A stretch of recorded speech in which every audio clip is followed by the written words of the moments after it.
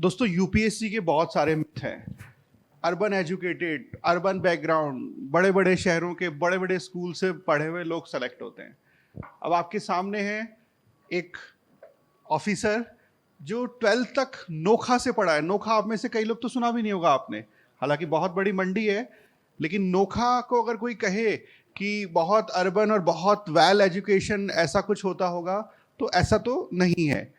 12th तक की वहाँ से एजुकेशन और फिर संघर्ष करके डीयू में एडमिशन और डीयू में फर्दर ग्रेजुएशन और फर्दर पीजी किया सर ने। यूपीएससी को सेकंड अटेम्प्ट में ही इंटरव्यू में पहुंचे, बट थोड़ी लापरवाही हुई, यूपीएससी से समझ नहीं पाई और उस गलती को यूपीएससी ने अगले अटेम्प्ट में सुधारा और इनका वेलकम किया 161st रैंक के साथ। तो please welcome again Rajendra Bishnoi sir.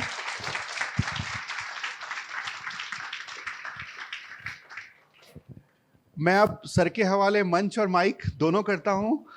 हाँ, सर का पहले एक वेलकम बहुत जरूरी है, तो अयोध्या सर से रिक्वेस्ट है कि सर का एक ऑफिशियल बुके देकर स्वागत करें।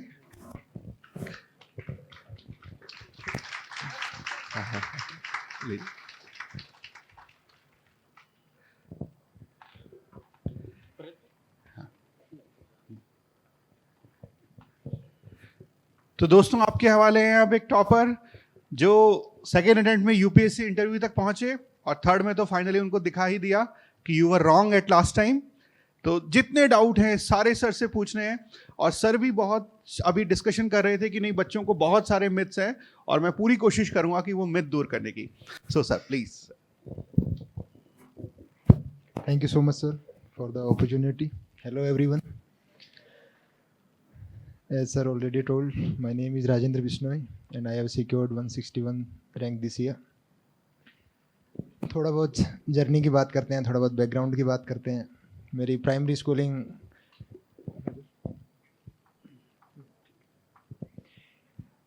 स्कूलिंग मेरे गांव की ढाणी से मैंने 4th क्लास तक वहीं से किया, प्राइमरी सरकारी स्कूल से। उसके बाद मैं ढाणी से नोखा शिफ्ट हुए और 12th तक की स्कूलिंग मेरी नोखा से हुई। उसके बाद मैं 12th के बाद डीयू में एडमिशन लिया और वहीं से ग्रेजुएशन और पोस्ट ग्रेजुएशन की। ग्रेजुएशन मेरी 2019 की और उसके बाद 2021 की पोस्ट ग्रेजुएशन। उसके बाद में 21, 22 और 23 के 3 अटैम्प्ट। पहले अटैम्प्ट में प्री नहीं हुआ, उसका कारण मैं आज भी ढूंढ रहा हूँ क्यों नहीं हुआ, वो अलग बात है।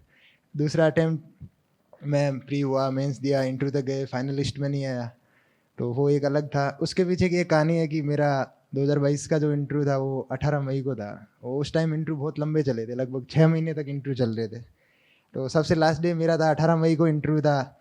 19 मई को मेडिकल दिया और 23 मई को फिर रिजल्ट आया, रिजल्ट में नहीं हुआ। फिर 28 मई को अगला प्री है और वो प्री भी दिल्ली से जयपुर आके देना है क्योंकि सेंटर जयपुर डाला है। तो उस सब के बीच में वो भाग दौड़, और उसमें ये रहता है कि चीज़ें कैसी करनी है, कैसा फाउंडेशन है, कैसा बेस है। उसमें ये होता है कि अब कोई बोले कि 3 दिन में या 4 दिन में आपका प्री कैसे निकला, आपने क्या अलग किया, तो कुछ नहीं किया। करने का मतलब ये है कि जो आपने पहले मेहनत इतनी कर रखी है, आपका फाउंडेशन इतना स्ट्रॉन्ग है, आपके बेसिक इतने अच्छे हैं कि आप उससे निकले। फिर 2023 का प्री दिया, वो निकल गया। फिर प्री और मेंस के बीच के जो 100 दिन थे उनको कैसे यूटिलाइज किया, क्योंकि पिछले मेंस में और इस मेंस में मेरे 55 नंबर इंक्रीज हुए, 55 मार्क्स कि लास्ट से और इससे। तो उसमें क्या इंप्रूवमेंट की, फिर वापस इंटरव्यू में क्या इंप्रूवमेंट की। और इस बार ये था कि जब आ रहा था, रिजल्ट आने से पहले की बात है, तो हम वैसे बैठे थे कि रिजल्ट आ रहा है, क्या होना चाहिए। तो रिजल्ट आ रहा था तो यही था कि मैं कहा बेयर मिनिमम लिस्ट में नाम आना चाहिए। लिस्ट में नाम नहीं आएगा तो फिर आइडेंटिटी क्राइसिस है कि अब और क्या करें। करने को क्या, जतन सारे थे, जितनी चीज़ें करनी थी, जितना पढ़ना था, जो चीज़ें कर सकते थे कि भाई पिछली बार दिया, इस बार दिया, जो इम्प्रूवमेंट कर सकते थे, जिन चीज़ों का ध्यान रखना था, सारी अच्छी तरीके से की है। अब भी रिजल्ट नहीं आ रहा है तो फिर ऐसे डाउट सा होने लगता है कि क्या हो। तो इस बार बेयर मिनिमम ये था कि लिस्ट में नाम तो किसी भी हालत में आएगा ही आएगा, क्योंकि सब चीज़ें अच्छी हुई थी। और फिर वो ना, भगवान जब देता है तो पूरा देता है, तो इस फिर अच्छा हुआ, सिलेक्शन रैंक भी अच्छी आई।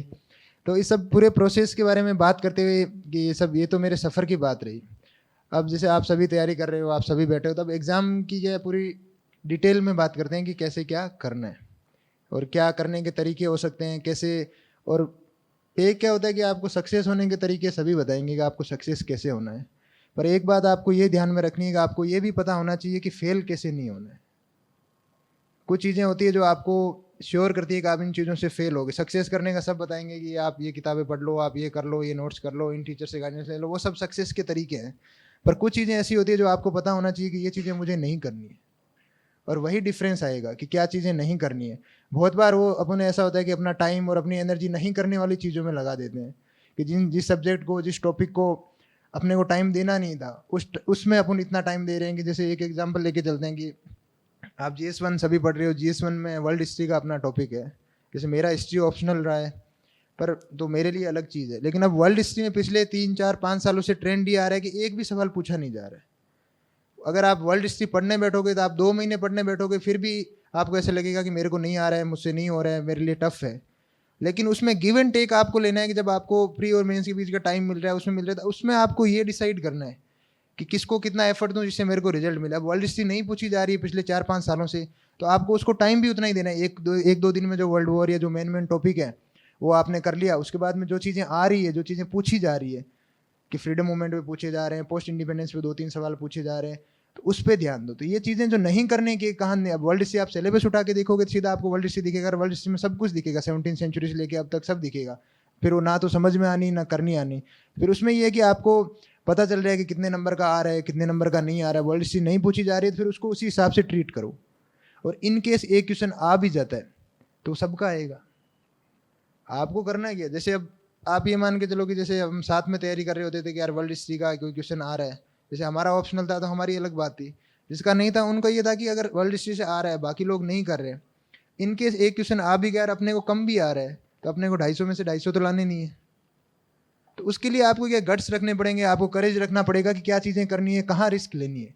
और वो रिस्क लेने के तरीके हमेशा स्मार्ट होंगे कि कौन से तरीके से लेनी है, क्या तरीके से लेना है, किस में क्या चीज़ कर सकते हैं, किस चीज़ पे ध्यान देना है। अब पूरा अप्रोच की और पूरी अच्छे से बात करते हैं प्री से लेके। अब जैसे प्री आ ही रहा है, आप लोग तो ये फाउंडेशन कर रहे होंगे, कुछ लोग प्री देने वाले भी होंगे। तो प्री का अप्रोच की बात करते हैं कि प्री के लिए क्या करना चाहिए। तो प्री के लिए जो आज इतना ट्रेंड में चल रहा है, जिसमें चल रहा है, सबसे पहले आप सीसेट का पेपर उठाइए, क्यों उसको इग्नोर करने का मतलब है you are bound to fail. आपने शायद सबने कट ऑफ देखी होगी इस साल की, कि यूपीएससी कट ऑफ कितनी गई 2023 की। उसका जाने का एकमात्र रीज़न ये है कि सीसेट के पेपर का टफ होना। आप सब सीसेट के पेपर का ये होता है कि कैसे क्या करना है। तो मेरा एक अप्रोच रहता था सीसेट के पेपर को लेके, जैसे आप सभी हो, आप घर जाना 21 का, 22nd, 23rd 3 साल का पेपर उठाना, 2 घंटे का टाइम लगाना, और उस पेपर को आज एक किया, कल एक किया, परसों, तीनों दिन एक एक पेपर सोल्व करना। तीनों पेपर में जितने नंबर बने उनका एवरेज निकाल लेना, वही आपका रो स्कोर है। आप उससे झूठ नहीं बोल सकते। अगर आपके 80+ बन रहे हैं एवरेज स्कोर तो आपको सीसेट देखने की जरूरत नहीं है। अगर 80 से आपको कम बन रहे हैं तो सीसेट में प्रॉब्लम है, और वो प्रॉब्लम का सोल्यूशन अभी होगा। लास्ट में क्या होता है कि जीएस और इतनी सारी चीज़ें हो जाती है, क्योंकि सारी एनर्जी ऐसे करेगी यार जीएस में ये पूछ लेंगे, करंट में ये पूछ लेंगे, ये पूछेंगे, यहाँ ये पढ़ना है, मैपिंग करनी है, बहुत सारी चीज़ें हो जाती है। तो सीसेट का एक ही सोल्यूशन है, पहले खुद को जांच लो, परख लो कि मेरे पिछले 3 सालों के पेपर में नंबर आ कितने रहे। तीनों के बाकायदा आप ओएमआर शीट लेके बैठो, तीनों ऑफिशियल पेपर डाउनलोड करके पेपर दो और ऑफिशियल आंसर की से मैच करो। अब तीनों की ऑफिशियल आंसर की आ चुकी है, इस बार 23 की भी आ गई है। तीनों के आप मैच करो, फिर जो आपका रो स्कोर बने वही आपका सीसेट है, वही आपकी, कहना नहीं चाहिए पर वही आपकी औकात है। चाहे आपके 120 बने, चाहे आपके 50 बने, चाहे 40 बने। अब अगर 40 बन रहे हैं तो आपको ये टारगेट है कि आपको 40 से 80 कैसे लेके जाना है। क्योंकि जब तक आप तीनों पेपर नहीं दोगे तब तक आपको, आधे लोगों को ये लगेगा कि यार मेरा सीसेट हो जाता है। साथ के बंदे जो आईआईटी से मैथ्स ऑप्शनल के साथ यूपीएससी दे रहे हैं, जो इंटरव्यू तक दे चुके हैं, उनका पिछली बार सीसेट नहीं हुआ है। फिर आपको कहीं से गाइडेंस लेनी है, कहीं से क्लास लेने हैं, कहीं से एक्स्ट्रा ट्यूशंस लगाने हैं, कहाँ मेहनत करनी है।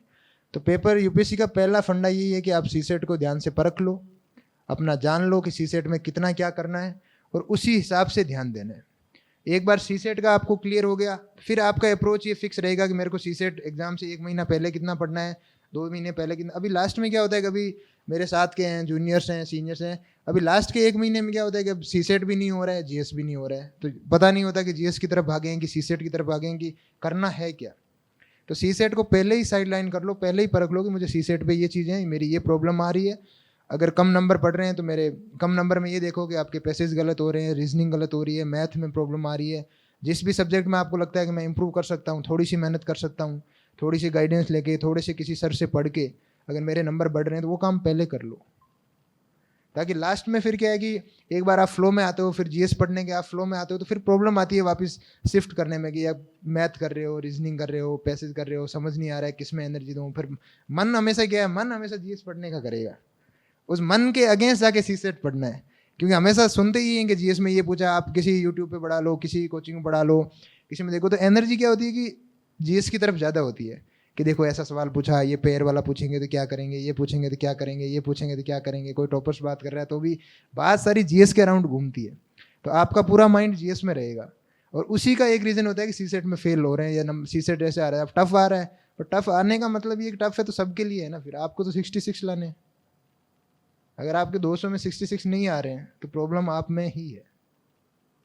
टफ हो रहा है। मेरे 2021 में सीसेट में 125 के राउंड थे, 2022 में 108-10 के थे, इस बार 95-97 के राउंड थे। टफ हो रहा है हल्का, पर टफ होने का मतलब है कि जिन लोगों का क्लियर हो रहा है उनका तो हो रहा है, आपका नहीं हो रहा है, इसका मतलब प्रॉब्लम आप में ही है। यूपीएससी चाहे टफ बनाए चाहे इजी बनाए, जितनी सीट निकली है, जितनी वैकेंसीज आई है, जितने लोगों का प्री निकलना है उतने लोगों का नहीं निकलेगा। अगर आपका नहीं निकल रहा है तो प्रॉब्लम आपके अंदर ही है। तो सीसेट का सीधा फंडा है, आप तीनों पेपर लगा के देखना, वहाँ बैठना, तीनों पेपर में जो आपको निकले, जितना आपका स्कोर हो, और फिर ये एक टारगेट कर लेना कि मेरे को इस स्कोर को 80 तक कैसे लेके जाना है। आपके 80+ आने चाहिए। 80+ आएंगे तो क्या है कि थोड़ी नर्वसनेस रहती है, ओएमआर फिल करना होता है, एग्जाम एक एग्जाम दे के दूसरे एग्जाम में बैठ रहे होते हो, और अब गर्मी का टाइम है। पिछली बार तो चलो फिर भी मौसम अच्छा था, अब 16 जून को बैठ रहे होंगे तो इतनी गर्मी पड़ रही होती है तो एनर्जी भी नहीं रहती। तो आप 15 नंबर का लेवरेज हाथ में लेके चलो कि हाँ 15 नंबर है तो 5-7 कम भी हुए तो 75-70 अपने वो बॉर्डर लाइन पे नहीं रहे, तो इसलिए 80 का नंबर लेके चलो तीनों पेपर को देख के। अब बात करते हैं कि प्री के जीएस की, कि जीएस के लिए क्या करना है। जीएस के लिए भी एक सिंपल सी ट्रिक है, उस ट्रिक का एक ही नाम है कि आपके बेसिक स्ट्रांग होने चाहिए। बेसिक स्ट्रांग होने का मतलब ये है कि आप काउंट कर लेना, पॉलिटी, ज्योग्राफी, इकोनॉमिक्स, 3 सब्जेक्ट हैं, तीनों में बेयर मिनिमम में कम से कम, जैसे सर को पता होगा, सबको, आप सबको पता होगा, वर्स्ट के सिनेरियो में 30 से 35 क्वेश्चन आने और स्टैटिक पोर्शन से आने। आप मान के चलो कि 35 क्वेश्चन आए, अगर आप 28 से 30 क्वेश्चन सही करके आ रहे हो तो आपका प्री गारंटेड है।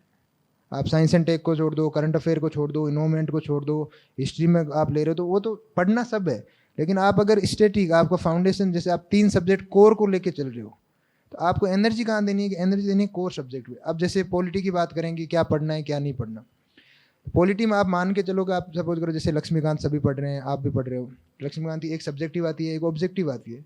लक्ष्मीकांत पढ़ने का है कि अगर लक्ष्मीकांत ये है कि किसी पॉलिटी की स्टैंडर्ड बुक से 15 क्वेश्चन अगर एग्जाम में आ रहे हैं, तो अगर आप 1 या 2 किताब ईमानदारी से पढ़ के उसको अच्छे से करके जा रहे हो तो 12 से 13 आपके सही होने हैं। लेकिन आप फिर 2 क्वेश्चन के लिए भाग नहीं सकते कि यार ये बहुत अलग पूछे, ये उस सर के नोट से पूछे, ये उसने पूछे, किसी ने ये कोई डायनेमिक कॉन्सेप्ट पढ़ा दिया कि उससे पूछे। तो 2 क्वेश्चन के पीछे नहीं भागना है, उसके चक्कर में आप 13 गलत करके आओगे। पहला प्राइमरी टारगेट ये होना चाहिए कि आपके 15 में पॉलिटी मारे तो 12 या 13 सही हो रहे हैं कि नहीं हो रहे। वो आपकी मेहनत से, आपके तरीके से ही सॉल्व होंगे। तो उस पर पॉलिटी पे ध्यान दिया, उसमें एक्यूरेसी आनी चाहिए। फिर बात आती है कि अब इको की बात करो। इकोनॉमिक्स सबसे इजी सब्जेक्ट है, आपको टफ लगता होगा, आपको पता नहीं, किसी को जो समझ में नहीं आता। इको का ऐसा होता है या तो आती है या नहीं आती है, वो लफड़ा ऐसा ही है कि या तो आएगी समझ में या नहीं आएगी। लेकिन आप थोड़ी सी मेहनत कर लो, सीसेट, रीजनिंग, मैथ की तरह एकदम कॉन्सेप्ट क्लियर होते ही लगभग ये मान के चलो कि मैंने 21 का अटेम्प्ट दिया, 22 का अटेम्प्ट दिया, 23 का अटेम्प्ट दिया, ऑलमोस्ट इकोनॉमिक्स में ये होती थी कि 90% एक्यूरेसी होती थी। कोई करंट का या कोई डायनेमिक वर्सन या कुछ समझ में नहीं आया या एग्जाम की नर्वसनेस में 1-2 गलत हो गया, अलग बात है। बाकी हमेशा ये होती थी कि इसकी एक्यूरेसी हमेशा सही रहेगी। तो 2 सब्जेक्ट हो गए। फिर आप ज्योग्राफी पे, ज्योग्राफी आप एनसीईआरटी से उठा के कर रहे हो, मैपिंग कर रहे हो, रिवर्स सिस्टम, जो आपको पता है कि प्रिडिक्टेबल क्वेश्चन है, ये आने ही आने हैं। आप इन 3 सब्जेक्ट को कवर कर लीजिए, 30 से 35 क्वेश्चन इनसे आने हैं, इनमें आपकी 80-85% एक्यूरेसी आ गई। तो पीछे कितने, 35 में से आपके 28 से 30 सही हो रहे हैं, अब पीछे बचेगी कितने, 65 क्वेश्चन। आप रैंडमली, मैं कह रहा हूँ, आंख बंद करके तुक्का मार के आओ तो भी 65 में मैं मान के चलो 25 तो सही, 25-30 तो सही होंगे। भाई सारा सब कुछ पढ़ा हुआ है, आप अच्छे से अप्रोच कर रहे हो, अच्छे से सोल्व कर रहे हो, 25 से 30 तो सही होने हैं। 28 इधर सही हुए और 25 से 30 उधर, मानो 55-56 क्वेश्चन सही हो रहे हैं। आप इन जनरल कैटेगरी से हो तो भी आपका आराम से 5-7 नंबर की लीड से पेपर प्री निकल रहा है। लेकिन होता क्या है कि करंट अफेयर के पीछे बहुत ज़्यादा भागते हैं, साइंस एंड टेक के पीछे बहुत ज़्यादा भागते हैं, इन्वायरमेंट के पीछे बहुत ज़्यादा भागते हैं। जो डायनेमिक है उसके पीछे ज़्यादा भागते हैं और फिर कहते हैं कि यार इससे पढ़ा मैंने, ये पढ़ा। क्योंकि आप किसी एग्ज़ाम सेंटर के बाहर जाके सुन लेना, एग्ज़ाम के बाद में शाम में सुन लेना, कहीं भी आपके दोस्त बैठते हैं, चाय पीते हैं, वो पीते हैं, सबसे कॉमन चीज़ यही होती है कि यार मैंने यहाँ से पढ़ा, यहाँ पढ़ा, कुछ भी नहीं आया।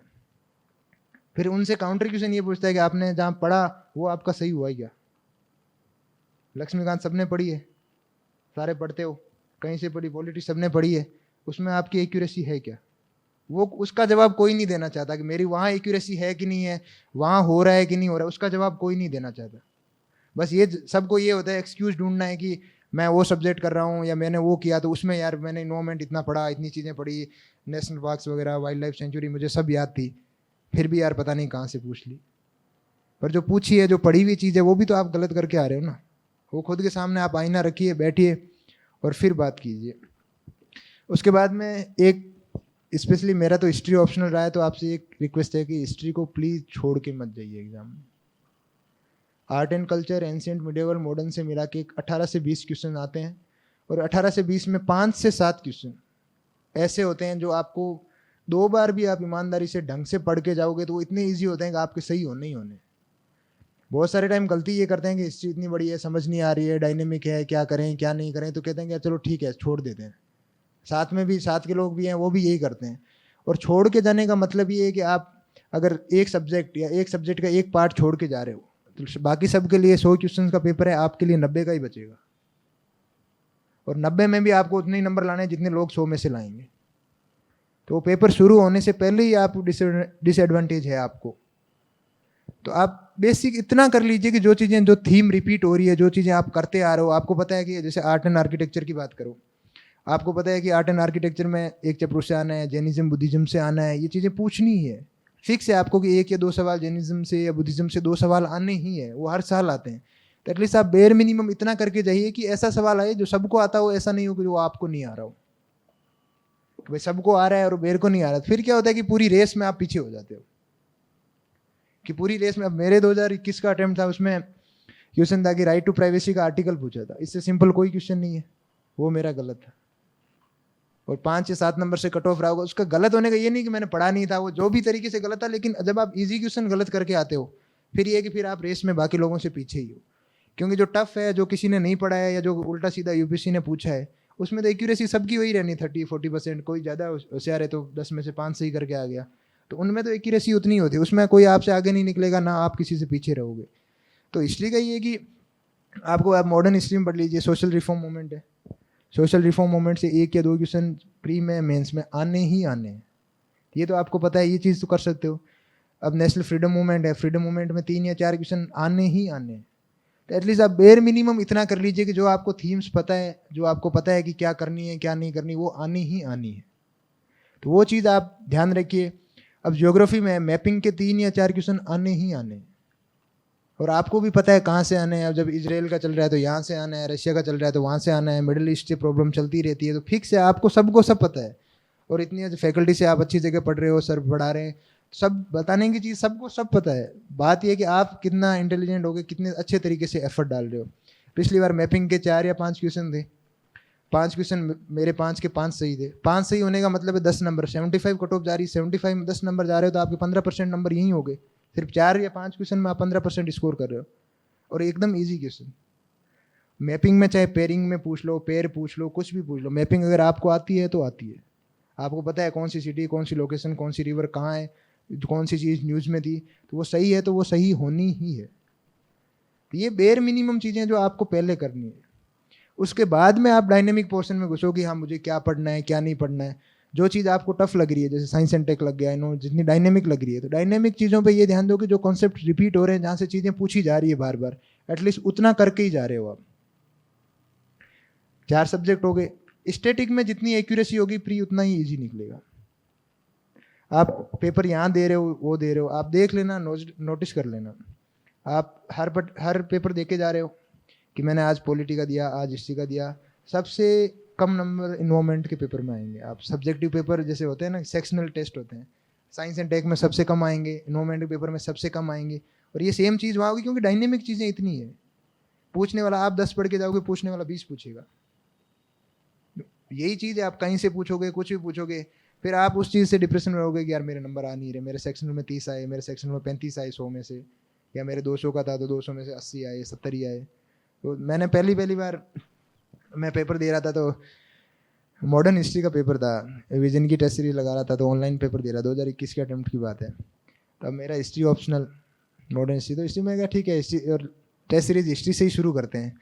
तो हिस्ट्री दिया, पहले पेपर मेरे 65 या 66 नंबर आए। तब एकदम क्राइसिस थी कि यार मेरा सब्जेक्ट है, इसमें भी नहीं आ रहा। तो उसमें फिर ये समझना जरूरी है कि हिस्ट्री पूछी कैसी जा रही है, कौन से पोर्शन में कहाँ नंबर कम आ रहे। तो हिस्ट्री पूछी, यूपीएससी खुद इतनी टफ पूछ रही है, तो उसमें समझना है कि उससे उस चीज़ को ये नहीं कहना कि यार मेरे नहीं आ रहे, क्या नहीं आ रहे। फिर आपको कंपेरेटिव एनालिसिस मिलता है कि रैंक क्या आई है या एवरेज स्कोर कितना है। सपोज करो 2000 लोगों ने पेपर दिया, अगर एवरेज स्कोर ही 55-60 है और आपके 60 बन रहे हैं, तो फिर तो आप तो हीरो हो भाई। एवरेज स्कोर की बात है ना, आप पेपर देने जा रहे हो, 4 लाख लोग प्री देने बैठ रहे हैं, आपको तो बाकी लोगों से अच्छा करना है, आपको 200 में से 200 नहीं लाने, 200 में से 150 भी नहीं लाने। तो ये कि पेपर कितना टफ है, कितना ईजी है, उससे ये फर्क रहता है कि जैसे आप कोई भी पेपर दे रहे हो, कोई भी टेस्ट सीरीज दे रहे हो, तो उसमें ये होना चाहिए कि आपको ये देखना है कि बाकी बच्चे कितनी दे रहे हैं और आपकी रैंक क्या आ रही है।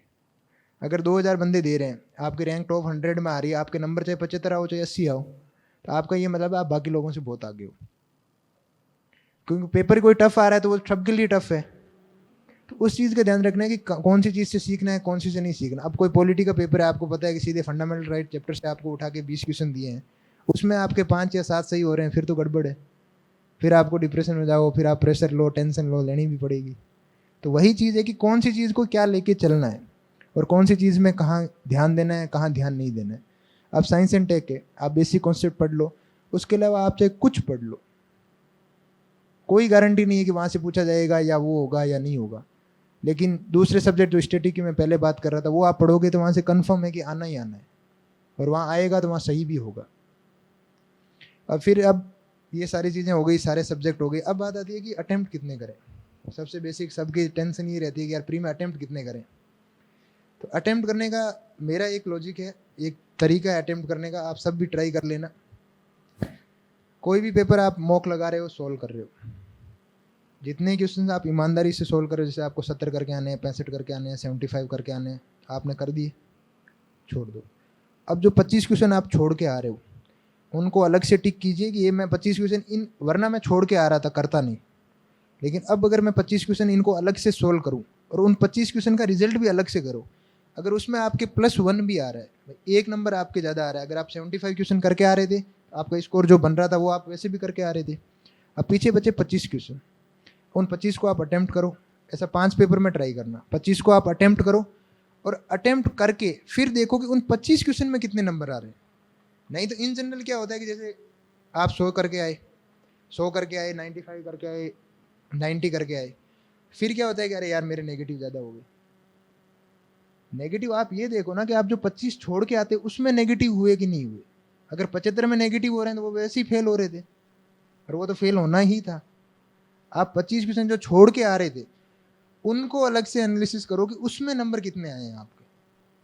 आप 5 पेपर में करो, अगर आपके 25 क्वेश्चन जो छोड़ के आ रहे थे वो आप करके आए हो, अगर आपके उन 25 क्वेश्चन में एक नंबर भी बन रहा है, +1, 0.5 बन रहा होगा या नहीं बन रहा, वो आप चेक करो। अगर आपके +1 भी बन रहा है तो इसका मतलब ये है कि आपके लिए तो जीत है, क्या पता आपकी एक नंबर से कट ऑफ निकल जाए। फिर आप उन 25 क्वेश्चन को ब्लेम नहीं कर सकते कि मेरे नेगेटिव हो गए, क्योंकि उनमें तो +1 बन रहा है। प्रॉब्लम अगर फेल हो रहे हो या प्रॉब्लम आ रही है तो पहले वाले 75 में आ रही है, जो छोड़ के 25 आ रहे थे उसमें नहीं आ रही है। तो आप 4-5 पेपर फुल लेंथ लेना, और उसमें ये 500 में आप 25 जो छोड़, जितना आपको दिल से इच्छा हो रही है, जितने आपको आ रहे थे आपने कर लिए, उनको साइड रख दो। जो आप छोड़ के आने वाले थे, मॉक टेस्ट का मतलब ये है कि आपको 1000 तरीके ट्राई करने हैं फेल होने के और फेल नहीं होने के। नंबर लाने ही नहीं है, स्कोर तो जो आपको फाइनल में आएगा वही चीज़ मैटर करेगी। इसमें यह है कि आपको जितने मॉक दे रहे हो, जितने टेस्ट लगा रहे हो, इसमें ये होना चाहिए कि आपके पास एक अपना तरीका होना चाहिए कि मैं इस तरीके से मेन पेपर जाके अटेम्प्ट करूँगा, कि ये मेरा तरीका है और वो तरीका मैं चेंज नहीं कर रहा हूँ। वो तरीका बनाने का ये है कि आप मॉक टेस्ट लगा रहे हो तो उसमें अलग अलग चीज़ें ट्राई करो। अलग अलग चीज़ें ट्राई करने का मतलब ये कि एक मेरा दोस्त है, अच्छा दोस्त, उसका 4 अटेम्प्ट हो गए, चारों अटेम्प्ट में प्री नहीं निकला। तो सेकंड अटेम्प्ट के बाद में मेरा साथ में देने शुरू किए थे, उसने 1 साल सीनियर था मेरे से, तो उसने 3rd अटेम्प्ट दिया। तो बात हुई कि यार 2nd अटेम्प्ट में यार ऐसा हुआ, अटेम्प्ट नहीं किए, कम किए, पेपर टफ लगा। मैंने बोला कि टफ सबके लिए, तो एक इस बार अच्छे अटेम्प्ट करके आओ, सेम ही आप वाली ट्रिक सेम ही बताई कि भाई मैं ऐसे करता हूँ, तो तू फॉलो कर सकता है और स्कोर आएगा ही आएगा। फिर एग्ज़ाम देने गया, अभी 23 वाला एग्ज़ाम दिया, कह रहा है इतना टफ था, पैर वाला था, समझ में नहीं आया। फिर 72, 73, 74 अटेम्प्ट करके आया, फिर नहीं हुआ। 3 बार सेम ही तरीके से फेल हो रहा था। फिर उसको फिर मैंने ये बोला कि यार तो फेल होना है तो एटलीस्ट कुछ तो नया तरीका ट्राई कर भाई। फेल होके देख लिया, उससे ज़्यादा कुछ होना नहीं है भाई। एग्ज़ाम में क्या, आप गए फेल होने, आपने पहला प्री दिया, नहीं हुआ। 99% लोगों को पता है कि फिर मुझे अगला प्री देना है, सबको पता है। तो एटलीस्ट जब फेल हो रहे तो आप 3 प्री में एक ही तरीके से तो फेल हो नहीं सकते, और एक ही तरीके से फेल हो रहे हो तो फिर वो तो फुलिशनेस है, मूर्खता वाली बात है कि आप एक ही तरीके से 3 बार में फेल हो रहे हो।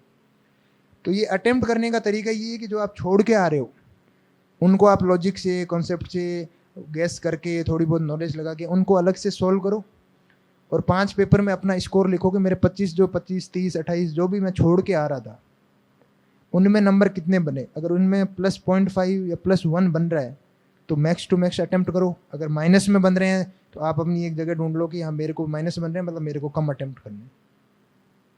और मेरा ये मानना है कि जो बच्चा तैयारी के साथ जा रहा है, जैसा यूपीएससी का पेपर आ रहा है, जितना टफ आ रहा है, जितना डायनेमिक आ रहा है, आप अगर अटेम्प्ट ज़्यादा करोगे, मेरा जितना एक्सपीरियंस रहा है, जितने लोगों को मैंने बताया, जितने हम साथ के लोग ट्राई करते हैं, उसमें ये रहता है कि हमेशा +1, +2, +5, +7 हमेशा स्कोर प्लस में ही रहता है। तो आप सब बैठना, आराम से अपना ट्राई करना, और फिर आपको खुद पता चल जाएगा कि आपको अटेम्प्ट करने कितने, कि आपको 70, 75 करने हैं, 90, 95 करने हैं, 96 करने हैं, 85 करने हैं।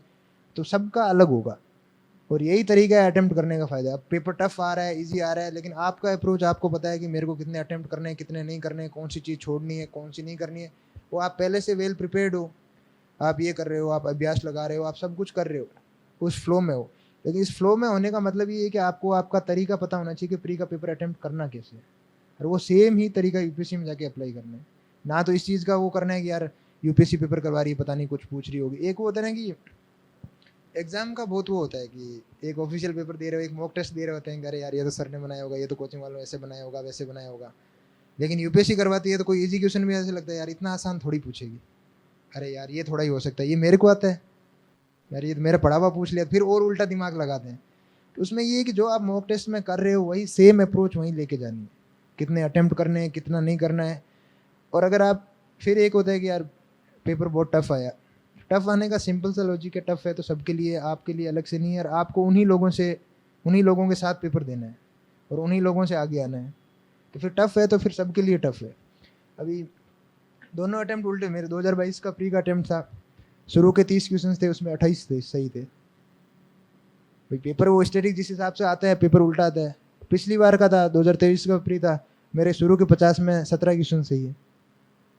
वो तो पेपर अब कौन सी साइड से स्टार्ट होता है, कौन सा मेरा स्ट्रॉन्ग पॉइंट है, कौन सा वीक पॉइंट है, कैसे आप अप्रोच ले रहे हो, आपको पता है कि आपको अप्रोच क्या लेनी है, आपका पॉइंट क्या है, आपको पता है कि मेरे सब्जेक्ट जो मेरे पॉलिटी, ज्योग्राफी, जो स्टैटिक पोर्शन जो मेरा स्ट्रॉन्ग है वो आएगा ही आएगा, वो 30-35 क्वेश्चन आने ही है।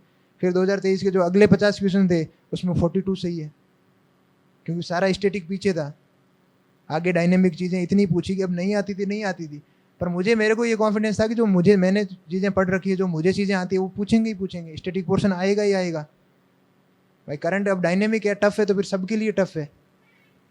लेकिन ये कि खोलते ही अब 20 देखा, शुरू के 20 क्वेश्चन में 3-4 सही हो रहे हैं, फिर उससे ये हो गया या तो छोड़ के पेपर बंद कर दो, या फिर एक पेपर अपना देखते जाओ करते जाओ कि आने ही आने हैं। फिर टफ है तो कट ऑफ अपने आप कम चली जाएगी, टफ है तो फिर सबके लिए टफ है। तो प्री में 99% माइंडसेट का ही है कि आप क्या अप्रोच लेके जा रहे हो, क्या माइंडसेट लेके जा रहे हो। और एक ज़्यादा से ज़्यादा अटेम्प्ट करने की एक तो तरीका ये बताया कि कैसे अटेम्प्ट करने हैं, और दूसरे क्या है कि आप जब अटेम्प्ट करने की सोचोगे ना तो आपको हमेशा फर्स्ट थॉट पॉजिटिव ही आएगा। अगर आप स्किप करने की आप सोचोगे मैं बाद में अटेम्प्ट करूँगी, तो आपको सही क्वेश्चन आता होगा उसमें भी आप डबल गेस करोगे कि यार ये लग तो रहा है, यार छोड़ो देखती हूँ, बाद में करती हूँ, क्या पता बी हो सी हो। तो एक होता है ना कि आप पॉजिटिव अप्रोच लेके जाते हो, आप ये करके जाते हो कि मुझे ये क्वेश्चन करना ही है। आप जब करने का सोचोगे तो हमेशा पॉजिटिव और सही चीज़, पढ़ी हुई चीज़ ही दिमाग में आएगी। आप ये ऐसे सोचोगे यार छोड़ूं करूं, क्या करूं, छोड़ूं करूं, तो छोड़ूं करूं मैं, सही आता क्वेश्चन भी 2 या 3 चीज़ें आप उल्टी करके आओगे। फिर ये होता है ना, जो आप सब करते ही हैं, हमने भी किया ही है कि यार ये क्वेश्चन मेरे को आता था, मैंने टिक लगाया, फिर मैंने दूसरा टिक लगा दिया। वो दूसरा टिक लगाने का मतलब ही यही है कि आप सोच रहे थे छोड़ूं करूं क्या करूं, ये होगा वो, गारंटी तो दोनों की नहीं है भाई। अगर कोई आपको पेपर में बता रहा है कि जो दूसरा टिक कर रहे हो अगर वो सही है तो कोई बात हो, वरना क्या, जो कर लिया वही सही है, गलत होना है तो वैसे ही कर लो, सही हो।